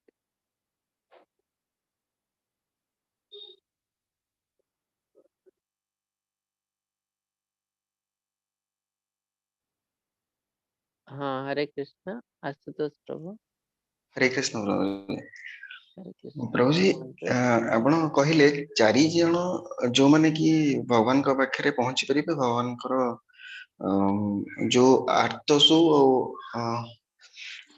अर्थार्थु आ दी जन कहले तो से माने ज्ञानी और जिज्ञासु। हाँ ଜ୍ଞାନୀ ଜିଜ୍ଞାସୁ ଆର୍ତ ଆଉ ଅର୍ଥାର୍ଥ। ଅର୍ଥାତ୍ ଆଜ୍ଞା ସେ 4 ଜଣ ମାନେ ସେମାନେ ତ ମାନେ ସେଲଫିଶ ଭଳିଆ ହେଇଗଲେ, ମାନେ ଯେମିତି ଦରକାର ବେଳେ ହିଁ ସେମାନେ ଭଗବାନଙ୍କ ପାଖକୁ ଗଲେ। ଫିର ବି ଆମେ ବି ସେମିତି ବି ଯାଉଛେ, ଆମେ ସେଇଥିପାଇଁ ହିଁ ଯାଉଛେ ସମସ୍ତେ ଆଜିକା ଡେଟରେ। ମୁଁ ମୋ କଥା କହୁଛି, ଆମେ ସେଇଥିପାଇଁ ହିଁ ଡାକୁଛେ। ତ ସେଇଟା ପୁଣି ସେଇ ଜିନିଷଟାକୁ ଆପଣ ଆଉ 5 ମିନିଟ ପରେ କହିଲେ, ଯୋଉମାନେ କିଛି କାରଣ ପାଇଁ ଭଗବାନଙ୍କ ଭୌତିକ ସୁଖ ପାଇଁ ଭଗବାନ ପାଖକୁ ଯାଆନ୍ତି, ସେମାନେ ମୂଢ, ସେମାନେ ଜାଣିପାରନ୍ତି। ମୋ କଥାଟା ବୁଝିପାରିଲେ ନାଇଁ ନା? ନାଇଁ ନାଇଁ ସେଟା ନୁହଁ। ଭୌତିକ ସୁଖ ପାଇଁ ଯୋଉମାନେ ଦେବୀ ଦେବତାଙ୍କ ପାଖକୁ ଯାଆନ୍ତି, ଦି ଟାଇପ ର ଲୋକ ଅଛନ୍ତି। କିଛି ଲୋକ ଅଛନ୍ତି ଭୌତିକ ସୁଖ ପାଇଁ ଦେବୀ ଦେବତାଙ୍କ ପାଖକୁ ଯାଆନ୍ତି, କିଛି ଲୋକ ଅଛନ୍ତି ଭୌତିକ ସୁଖ ପାଇଁ ଭଗବାନଙ୍କ ପାଖକୁ ଆସନ୍ତି। ସେମାନେ ଭଗବାନଙ୍କ ପାଖକୁ ଆସନ୍ତି, ସେମାନେ ଜାଣିଛନ୍ତି ଭଗବାନଙ୍କ ପାଖରୁ ଭୌତିକ ସୁଖ ମିଳିବା ବହୁତ କଷ୍ଟ। ଭଗବାନ କାହାକୁ ଭୌତିକ ସୁଖ ଏମିତି ଦିଅନ୍ତି ନାହିଁ, ଯଦି ନିହାତି ଦରକାର ନଥାଏ। ତ ସେଇ ଜିନିଷ ଜାଣି ମଧ୍ୟ ସେମାନେ ଦେବୀ ଦେବତାଙ୍କ ପାଖକୁ ଯାଆନ୍ତି ନାହିଁ, ଭଗବାନଙ୍କ ପାଖକୁ ଆସନ୍ତି। ତେଣୁ ଡେଫିନେଟଲି ସେମାନେ ସୁପିରିୟର। ବୁଝିଲେ ତ? ଜଣେ ଆଚ୍ଛା, ହଁ। ଖୁସି ଚାହୁଁଛି, ଖୁସି ପାଇଁ କାହା ପାଖକୁ ଯିବ? ୟୁଜୁଆଲି ଯାଆନ୍ତି ଦେବୀ ଦେବତାଙ୍କ ପାଖକୁ। ସେମାନଙ୍କୁ କୁହାଯାଉଛି ଲେସ୍ ଇଣ୍ଟେଲିଜେଣ୍ଟ। କିନ୍ତୁ କିଛି ଲୋକ ଅଛନ୍ତି, ସେମାନେ ହୁଁ, ଯାଆନ୍ତି କୃଷ୍ଣଙ୍କ ପାଖକୁ। ସେମାନେ ଯଦିଓ ଜାଣିଛନ୍ତି କୃଷ୍ଣଙ୍କଠୁ ଭୌତିକ ଜିନିଷ ମିଳିବା ବହୁତ କଷ୍ଟ, ତଥାପି ସେମାନେ ଯାଆନ୍ତି। ଡେଫିନେଟଲି ସେମାନେ ଇଣ୍ଟେଲିଜେଣ୍ଟ। କାହିଁକି ନା ସେମାନେ ଚାହୁଁଛନ୍ତି, ଯଦି ମୋର ରିଏଲି ଦରକାର ଅଛି, ଭଗବାନ ଦିଅନ୍ତୁ, ନହେଲେ ନ ଦିଅନ୍ତୁ। ବୁଝିଲେ ତ? ତ ଗଜରାଜ ଚାହିଁଥିଲେ ସେତେବେଳେ ଆଉ କୌଣସି ଦେବୀ ଦେବତାଙ୍କୁ ବି ଡାକି ପାରିଥାନ୍ତେ, କିନ୍ତୁ ସେ କେବଳ କୃଷ୍ଣଙ୍କୁ ଡାକିଛନ୍ତି। ଯଦି କୃଷ୍ଣ ଚାହୁଁଛନ୍ତି ମୁଁ ଆହୁରି କଷ୍ଟ ପାଏ, ତାହେଲେ ଠିକ ଅଛି, ଆହୁରି କଷ୍ଟ ପାଇବି। ଯଦି ସେ ଚାହୁଁଛନ୍ତି ମୋର କଷ୍ଟ ଏଠି ବିନାଶ ହେଇଯାଉ, ସେ କରିବେ। ସେଥିପାଇଁ ସେମାନଙ୍କୁ ଇଣ୍ଟେଲିଜେଣ୍ଟ କୁହାଯାଏ। ତାପରେ ଆଉ ଗୋଟେ ଜିନିଷ, ଏମାନଙ୍କର କିଛି ମୋଟିଭ ଅଛି, ଠିକ କଥା। ଏଇଟା ଯେତେବେଳେ ଆମେ ସ୍ପିରିଚୁଆଲ ପ୍ରାକ୍ଟିସ କରୁ, ଆର୍ଲି ଷ୍ଟେଜରେ ଆମ ମନରେ ବହୁତ କିଛି ଆଶା ଥାଏ। ଧୀରେ ଧୀରେ ଆମେ ତାକୁ ପ୍ରାକ୍ଟିସ କରି କରି କରି କରି ଯେତେବେଳେ ଆମେ ଉର୍ଦ୍ଧ୍ୱକୁ ଯାଉ, ସେତେବେଳେ ଆମ ମନରେ ଆଉ କିଛି ଆଶା ନଥାଏ।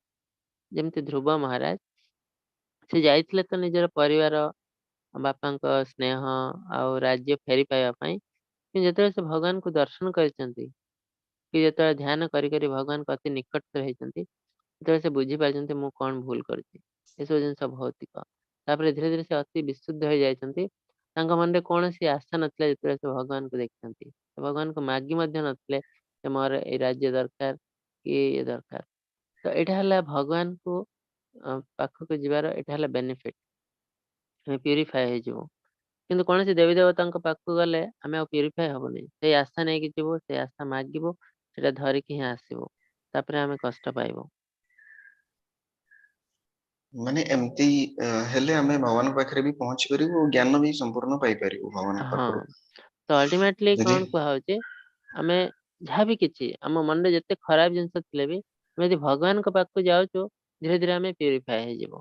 ତ ଦିନେ ନା ଦିନେ, ହୁଏତ ଆଜି ଆମ ମନରେ ବହୁତ କିଛି ଆଶା ଅଛି, କିନ୍ତୁ ଦିନେ ନା ଦିନେ ଆମେ ପ୍ୟୁରିଫାଏ ହେଇକି ବିଶୁଦ୍ଧ ହେଇଯିବୁ, ଆଉ ଭଗବାନଙ୍କୁ ଆମେ ମହାତ୍ମା ହେଇଯାଇ ପାରିବୁ। କିନ୍ତୁ ଦେବୀ ଦେବତାଙ୍କ ପାଖକୁ ଗଲେ ଏଇଟା ପସିବଲ ନୁହଁ।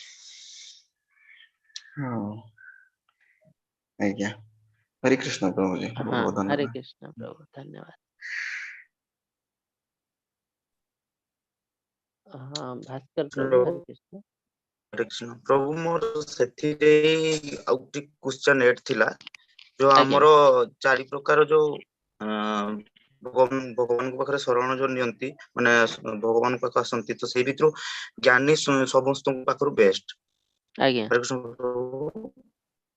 ତ ଜ୍ଞାନୀ ସମସ୍ତଙ୍କ ପାଖରୁ ବେଷ୍ଟ। ତ ମୋର ପ୍ରଶ୍ନ ଥିଲା, ପ୍ରଭୁ ଜ୍ଞାନ କାହାକୁ କହିବା? ଜ୍ଞାନର ପ୍ରକୃତ ଅର୍ଥ କଣ? ଜ୍ଞାନ ବିଷୟରେ ଜାଣିବା ପାଇଁ ଚାହୁଁଥିଲି। ଜ୍ଞାନ, ଜ୍ଞାନୀ ମାନେ ଆମେ ଯାହାକୁ ଧରୁଛୁ ଜ୍ଞାନୀ, ଯେ ଭୌତିକ ଜ୍ଞାନ ଅଛି ତାକୁ ଆମେ ଜ୍ଞାନୀ ବୋଲି କହୁଛୁ, କିନ୍ତୁ ଆକ୍ଚୁଆଲି ସେଇଟା ଜ୍ଞାନୀ ନୁହଁ। ଏଠି ଆମେ ଜ୍ଞାନୀ କାହାକୁ କହୁଛୁ, ଯେ ଭଗବାନଙ୍କ ବିଷୟରେ ଯାହାର ଜ୍ଞାନ ଅଛି, ସେ ହେଲା ଜ୍ଞାନୀ। ସେ ବୁଝିପାରୁଛେ ଦୁନିଆକୁ, ଭଗବାନଙ୍କୁ, ଭଗବାନ କିଏ, କୋଉଠୁ ଆସିଛନ୍ତି, ଆମର ରିଲେସନ କଣ ଭଗବାନଙ୍କ ସହିତ, ଆମେ ଦୁନିଆକୁ କଣ ପାଇଁ ଆସିଛୁ, ଏସବୁର ଜ୍ଞାନ ଯାହା ପାଖରେ ଅଛି। ପ୍ରଥମତଃ ଆମେ ଜାଣିବାକୁ ପଡ଼ିବ ଆମେ କିଏ।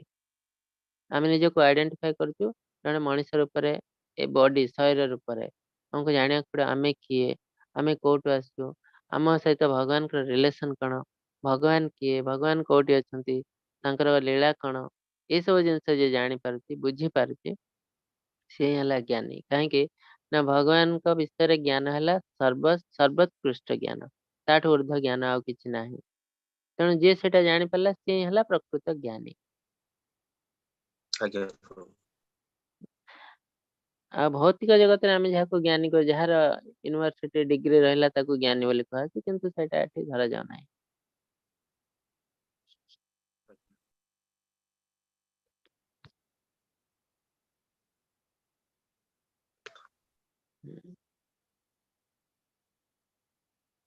हाँ हरे कृष्णा आ किसी क्वेश्चन अछि नाଇଁ प्रभुजी ଆଉ hand raise ନାହିଁ ହରେ से କୃଷ୍ଣ चैट रे किसी क्वेश्चन अछि ନାଇଁ ପ୍ରଭୁजी अच्छा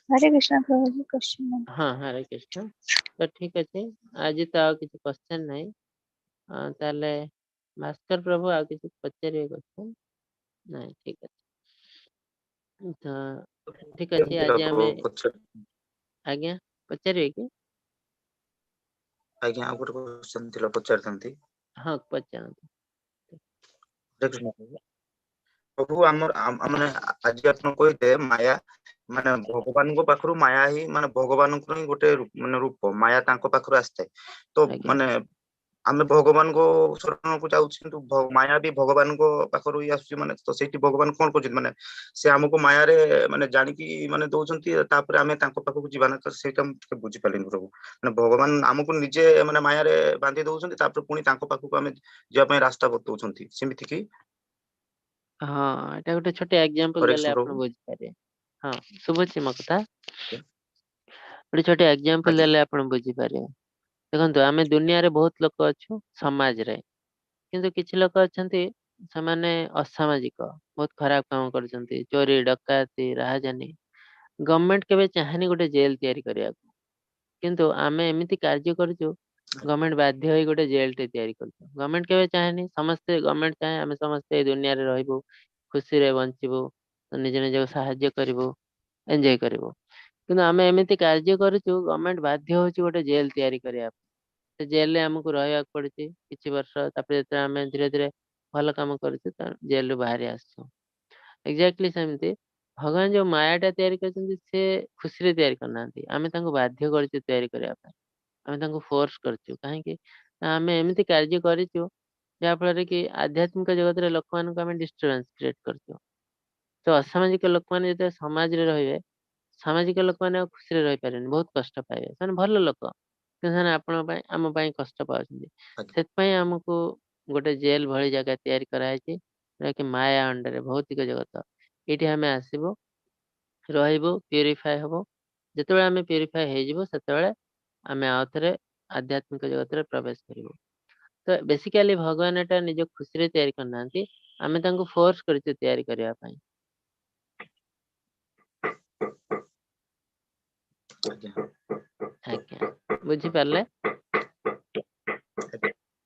ଆଜ୍ଞା ହରେ କୃଷ୍ଣ ଆଜ୍ଞା ହରେ କୃଷ୍ଣ ଧନଞ୍ଜୟ ପ୍ରଭୁ ହରେ କୃଷ୍ଣ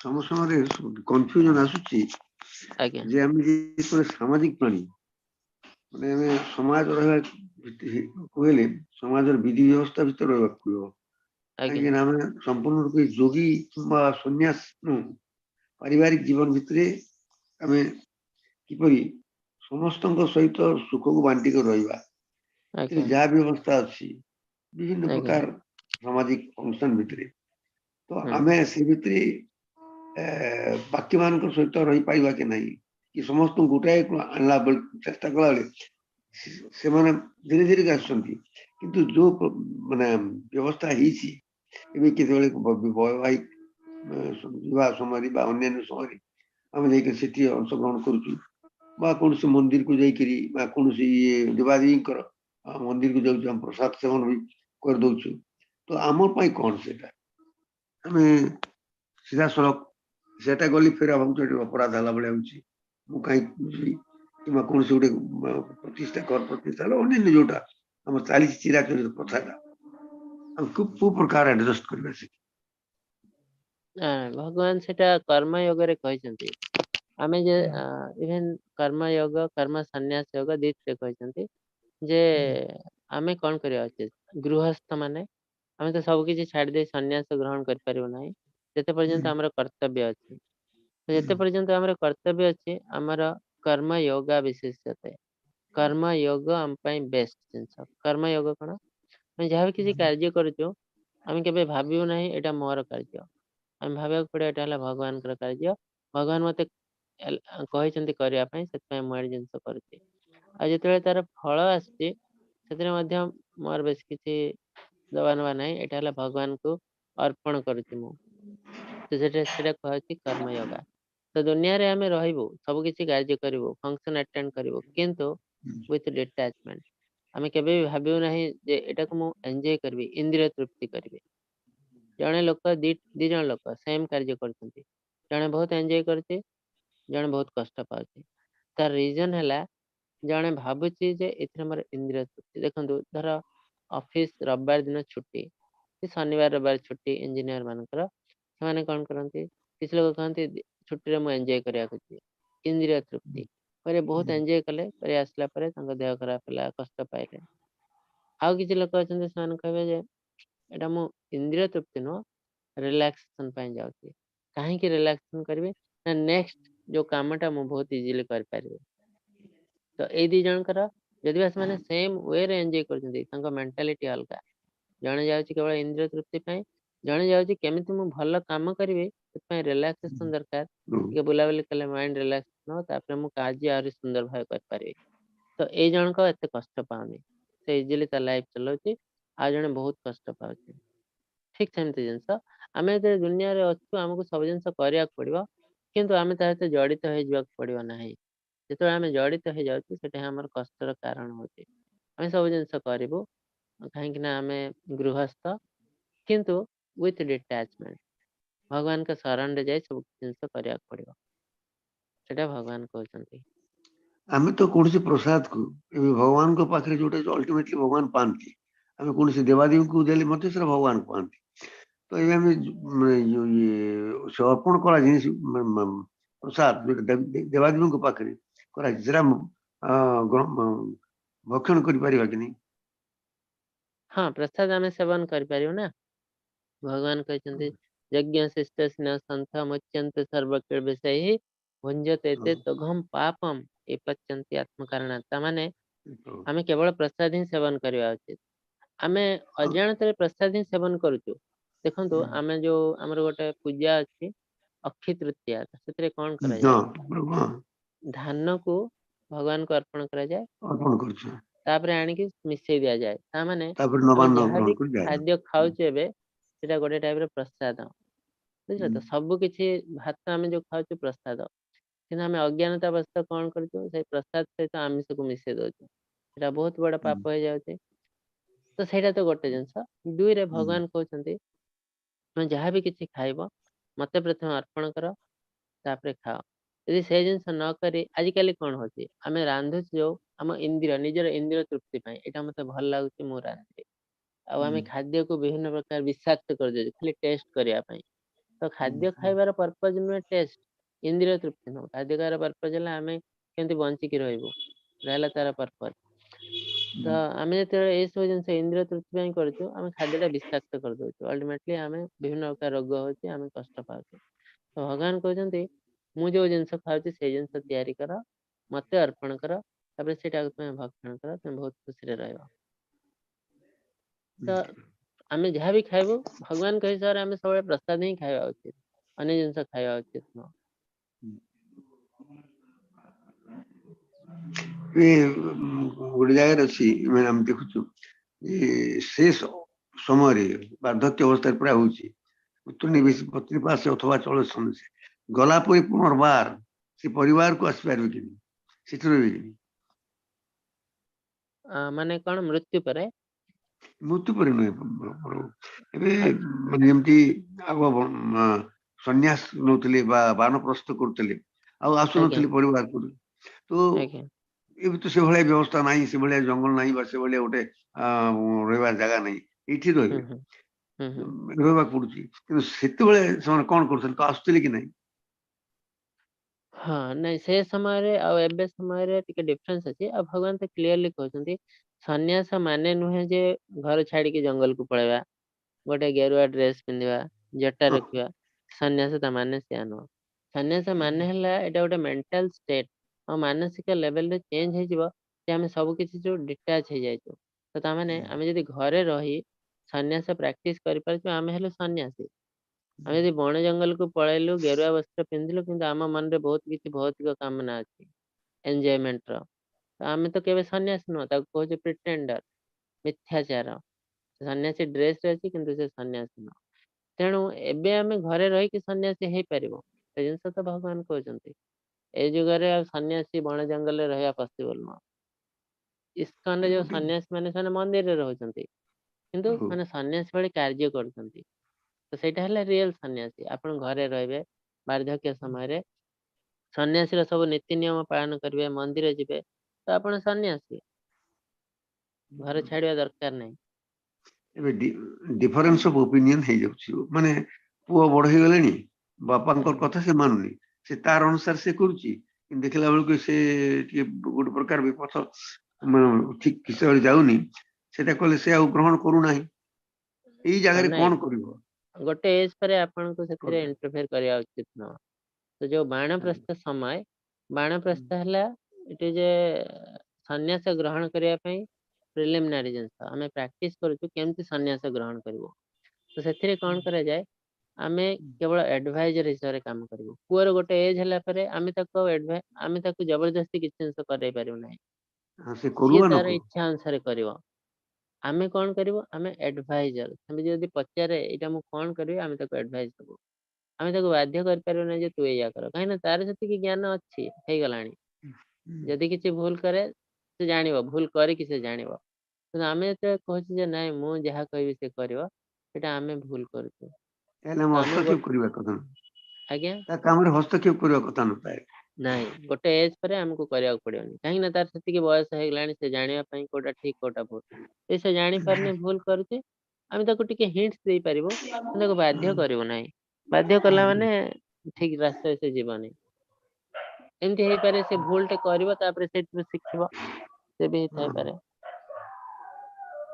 ତେଣୁ ଆମକୁ ଡିଟାଚ ହବାକୁ ପଡିବ ଧୀରେ ଧୀରେ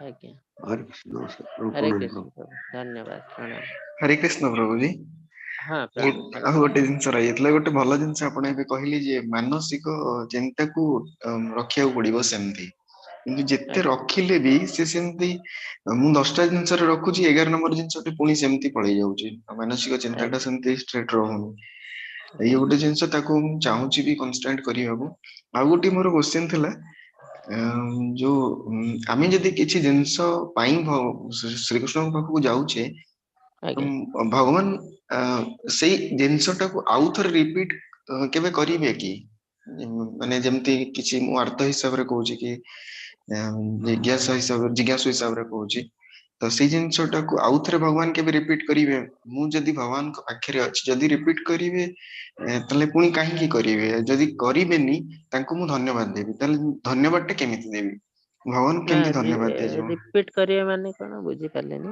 ରିପିଟ ମୁଁ କରିବେ ମାନେ କିଛି ଜିନିଷ ପାଇଁ ଯେମିତି ଆପଣ ଗଜକୁ କୁମ୍ଭୀର କାଟିଲା ତ ଆଜ୍ଞା ସେଇ ଟାଇମରେ ଭଗବାନଙ୍କୁ ସିଏ ସ୍ମରଣ କଲେ ଶ୍ରୀକୃଷ୍ଣ ଆସି ତାଙ୍କୁ ରକ୍ଷା କଲେ ତ ଆଜ୍ଞା ରକ୍ଷା କଲା ପରେ ଆଉ ନେକ୍ସଟ ଟାଇମ ସେମିତି ସେ ଭୁଲଟା ମାନେ ଯୋଉ ଅସୁବିଧାଟା ହେଇଛି ଗଜର ସେମିତି ହବନି ତ କୃଷ୍ଣ ଚାହିଁବେନି ସେମିତି ଆଉ ଥରେ ଭୁଲ ହବ ବୋଲି ନା ହବାର ଚାନ୍ସେସ୍ ବି ଅଛି ନାଇଁ ନାଇଁ ସେଟା କୃଷ୍ଣଙ୍କର କିଛି ସେଥିରେ ହାତ ନାହିଁ କୃଷ୍ଣ କହିଛନ୍ତି ମୁଁ କିଛି କରେନି ଆମେ ମଣିଷ ମାନେ ସବୁ ତାଙ୍କ ନିଜ ମଣିଷ ମାନଙ୍କୁ ଆଉ ପଶୁ ଭିତରେ ଗୋଟେ ଡିଫରେନ୍ସ ଅଛି ଭଗବାନ ଆମକୁ ବ୍ରେନ ଦେଇଛନ୍ତି ଆମେ ଯାହାବି କିଛି କାର୍ଯ୍ୟ କରିବୁ ଆମେ ନିଜେ ଭାବି ଚିନ୍ତି କରିପାରିବୁ ସେତିକି ବ୍ରେନ ଆମ ପାଖରେ ଅଛି ପ୍ରଭୁଜୀ ମୁଁ ଯଦି ଆମେ ମଣିଷ ହିସାବରେ କହୁଛି ହଁ ଆମେ ଗୋଟେ ମଣିଷ ହିସାବରେ ଧନ ହିସାବରେ ଧର ଯାଉଛେ ଧନ ପାଇଁ ଭଗବାନଙ୍କ ପାଖକୁ ଯାଉଛେ ଆଜ୍ଞା କିଛି ଆମର କିଛି ଫୁଲଫିଲମେଣ୍ଟ ହେଇଗଲା ଏମିତି କିଛି କାହିଁକିନା ସିଚୁଏସନ ଆସିଲେ ହିଁ ଆମେ ଯାଉଛେ ଭଗବାନ ପାଖକୁ ହୁଁ ସିଚୁଏସନ ପୁଣି ଆଉ ସେମିତି ଆସିବ କି କେବେ ଯୋଉଠି କି ଆମେ ତାପରେ ବି ଭଗବାନଙ୍କ ସାଙ୍ଗରେ ଜଡିତ ରହୁଛେ ରହିବା ଆଗକୁ ବି କିନ୍ତୁ ଆଉ ସେମିତି ସିଚୁଏସନ ଭଗବାନ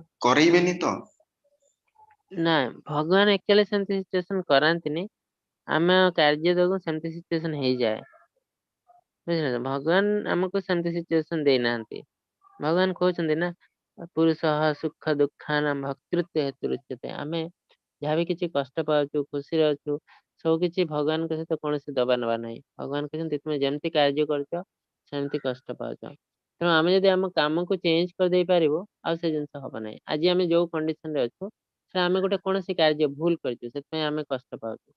तो आम जदि से जानी पारछु आम कौन पाई कष्ट पाइछु तो धीरे धीरे आम आम काम को चेंज कर देबो सेटा आसीबनी से सिचुएशन। जदि आम जानी पारुनु आउ थरे सेम जिनस करछु सेम भूल करछु ताले से जिनस आउ थरे आसीबो। सेटा भगवान सेटा दियंतिनी सेटा आमे ही करथाउ निजे निजे। आमे तो करूनु जदि किछि जिंस होउछि जोटा आमे भी करूनु कि आम द्वारा हो जेमती गोटे बॉडी रे किछि देह खराब हे गेला सेटा आमे को इंटेंशनली करूछु सेटा हेई जाउछि थाई कि भी आमे भगवान को स्थान रे भगवान को काम रे थाई कि भी हम देह खराब होउछि तो सेटा तो आमे करूनु ना सेटा जदि हमको देखा जावनी आमे करूनु किंतु इनडायरेक्टली आमे टिके टिके सता कोठी ना कोठी करूथिबो आज्ञा कहीं के ना आमे जो देह खराब होउछि गोटे जिनस हला किछि ना किछि आमे भूल करछु हम खाद्य पेय चाली चलन ठीक समय न खाइबा ए सब जिनस पई देह खराब हुए तो सेटा हुए तो आमे टिके नेग्लेक्ट करछु। तापरे आउ किछिटा अछि जोटा कि प्रारब्ध आमे हुए तो एई जन्म रे किछि करनु आरे जन्म रे आमे बहुत बड़ खराब काम करछु तापई हमको एई जन्म रे दंड भोगिवार अछि। जेमति गोटे एग्जांपल देथिले गोटे छोट पिला हम कर्म पई आमे कष्ट पाउछु आईसीयू जानतु जो पिला मन को आईसीयू एनआईसीयू छोट पिला 2 मास र पिला से बहुत कष्ट पाउछि रोग होई जायछि तो से कोनटा कर्म करछि एते कष्ट पाउछि तो से कर्म तो किछि करनी से तो दुनिया को देखि नहीं कर्म कोन करियो तो सेटा हला प्रारब्ध पूर्व जन्म र कर्म से कर्म पई सेबे ए दंड पाउछि तो सेमति भी हेथाय पारे आग जन्म रे कर्म थाए तो आमे कोटि कोटि जन्म र कर्म पई दंड पाऊ जते पर्यंत से जिंस न क्लियर न हेछि हमठु किंतु सेई गुडा भी सब एक्सक्यूज हे जीव जदि मु भगवान कर कि हाँ भगवान कर नाम नबा सब दिन भगवान कर ताले से गुडे भगवान कहते मो शरण रे जे आसीबा अहम त्वाम सर्व पापेभ्य मोक्षयिष्यामि मु तुमको सब पापर मुक्ति कर देबी। तो जदि तुम मो शरण रे आसी परिबो मु तुमको सब पापर मुक्ति कर देबी। भगवान आश्वासन दउछिले मा सुच मींस डोंट फियर भय कर नै तुमको सब पापर मुक्ति कर देबी। ଆଉ ଗୋଟେ ଥିଲା ପ୍ରଭୁଜୀ କୌଣସି ଜିନିଷ ହେଲା ପରେ କିମ୍ବା ମୁଁ ସାଟିସ୍ଫାଇଡ ହେଲା ପରେ ଭଗବାନଙ୍କୁ ଡାକିକି ମୁଁ ଭଗବାନଙ୍କୁ କେମିତି ଧନ୍ୟବାଦ ଦେବି କେମିତି ଦବା ଦରକାର नॉर्मली आपण माने किछि तार आडंबर करिया दरकार नै नॉर्मली आपण मन रे कहे थैंक यू गॉड कहले चलो भगवान सब भाषा बुझंती एमति न जे हमको संस्कृत रे कहया पड़ियो भगवान गॉड सब जिंस से बुझंती ए चाइनीज लोक कि जापानीज लोक जे राम भल ठीक रे प्रोनाउंसिएशन कर पानी कि कृष्ण ठीक रे प्रोनाउंसिएशन कर पानी तो जहां भी जति को जे भगवान बुझ पारे एने गोटे छोट पिलाटे माँ और छोट पिला कहि सिक नै तो से के हिंट्स देले भी माँ बुझी पारछे हां ये कौन चाहूची म्हणजे भगवान हमर परम पिता आमे जहाँ भी किछि कहले भी हम इंटेंशन जदि भल अछि भगवान सब किछि बुझी पारे जे जे मुक्क बधिर लोक तो भगवान का नाम ही नहीं पारियो नहीं ताल कोन से मुक्ति पायो नहीं मानसिक रूप रे भगवान कर जदि चिंता कर पाला एकला से मुक्ति पाइ जो आराम रे तेणु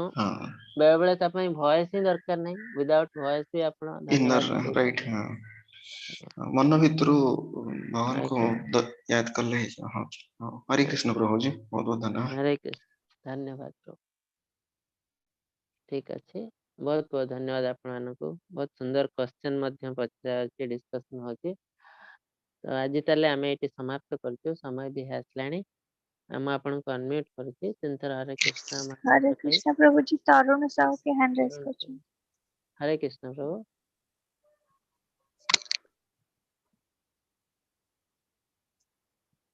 अनम्यूट करंतु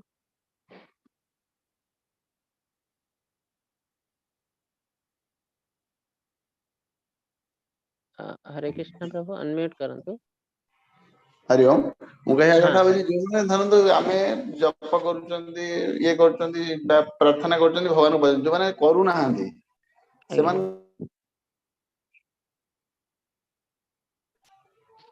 हाँ हरे कृष्ण वॉइस आसुनी हरे कृष्ण आथे कहले जो माने करू कहया नाहंती कथा जो माने धरंतु करू नाहंती सेमान कोन आज्ञा भगवान का सानिध्य लाभ कर परिबे नहीं कि भगवान को अनुभव नहीं परिबे नहीं तार बहुत प्रोसेस अच्छी आ गोटे प्रोसेस है जप तो आमे जो स्कूल को फॉलो करिवो जंती बहुत बहुत टाइप रो स्कूल अच्छी प्रत्येक स्कूल ले गोटे गोटे नीति नियम अच्छी जंती मु कहले आध्यात्मिक ज्ञान पई भगवान को जते आध्यात्मिक ज्ञान आसे चारिटी संप्रदाय थ्रो रे आसे ता भितर गोटे संप्रदाय हला ब्रह्म संप्रदाय इस्कन जहाको आमे फॉलो करजो सेमती आहरी तीनोटी संप्रदाय अच्छी रुद्र संप्रदाय श्री संप्रदाय कुमार संप्रदाय आ प्रत्येक संप्रदाय रो रूल रेगुलेशन टिके टिके चेंज होची आ प्रत्येक संप्रदाय से भगवान का आड़ को ही हमको नहीं किया तो आमे यदि इस्कन को फॉलो करियो बा ब्रह्म संप्रदाय को फॉलो करियो तार तार प्रोसेस है एटा चैंटिंग करिवो भगवान का सेवा करिवो प्रसाद सेवन करिवो सेमती सेमानकर भी अच्छी टिके टिके डिफरेंस अछि ता माने न चैंटिंग हैला ओनली प्रोसेस अन्य प्रोसेस अछि किंतु चैंटिंग हैला बेस्ट प्रोसेस काहे कि ना शास्त्र रे कहछि हरे नाम एव केवलम ये सब जिनस भितर बेस्ट जिनस हैला चैंटिंग तो अन्य समस्त यार मध्ये चैंटिंग अछि तो हरे कृष्ण महामंत्र न थाई पारे आ किछि मंत्र थाई पारे किंतु से मंत्र मध्ये भगवान कर नाम थिबो तो जहा को हमें फॉलो करिवो तांको थ्रो रे हमको जीवा पड़ियो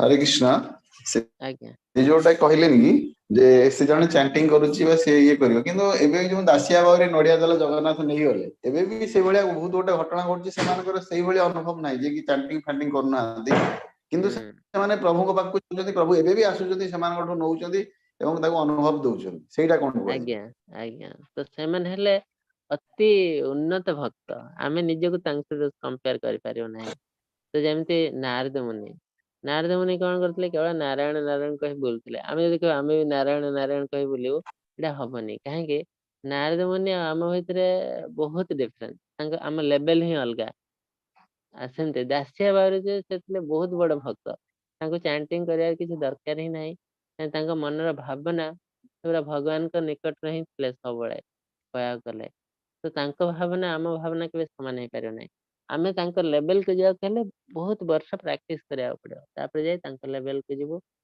सेतेळे से चैंटिंग कर नथले किंतु सही टाइप रे जिंस करथले चैंटिंग माने कोन 24 आवर भगवान का नाम ना यदि ऐसे चैंटिंग कर नथले 24 आवर से भगवान को कथा चिंता करथले तो सेटा ही तो भक्ति आमे तांको सहित निजको कंपेयर कर परियो नाही काहे कि ना हमर लेवल अलगा से टाइप रे लोक अछंती केवल दास्या बारे नहंती बहुत लोक अछंती जवान के भगवान को डायरेक्ट सेवा करछंती जंती पूरी मंदिर रे बहुत बड़ बड़ पंडा अछंती माने कोन चैंटिंग करछंती किंतु बहुत कम लोक किछ लोक चैंटिंग भी करनांती किंतु भगवान को पर्सनल सेवा दोचंती डेफिनेटली तांको लेवल आम लेवल से समान न बहुत सुपीरियर माने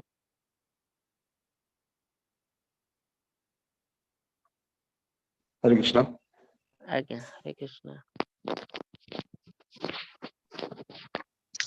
कृष्ण से कुछ ट्रांसलेट कर ठीक अच्छे आज तो समय भी है आसलानी आज यदि किसी आपन को अंडर क्वेश्चन अछि काली आमे आ नबो आज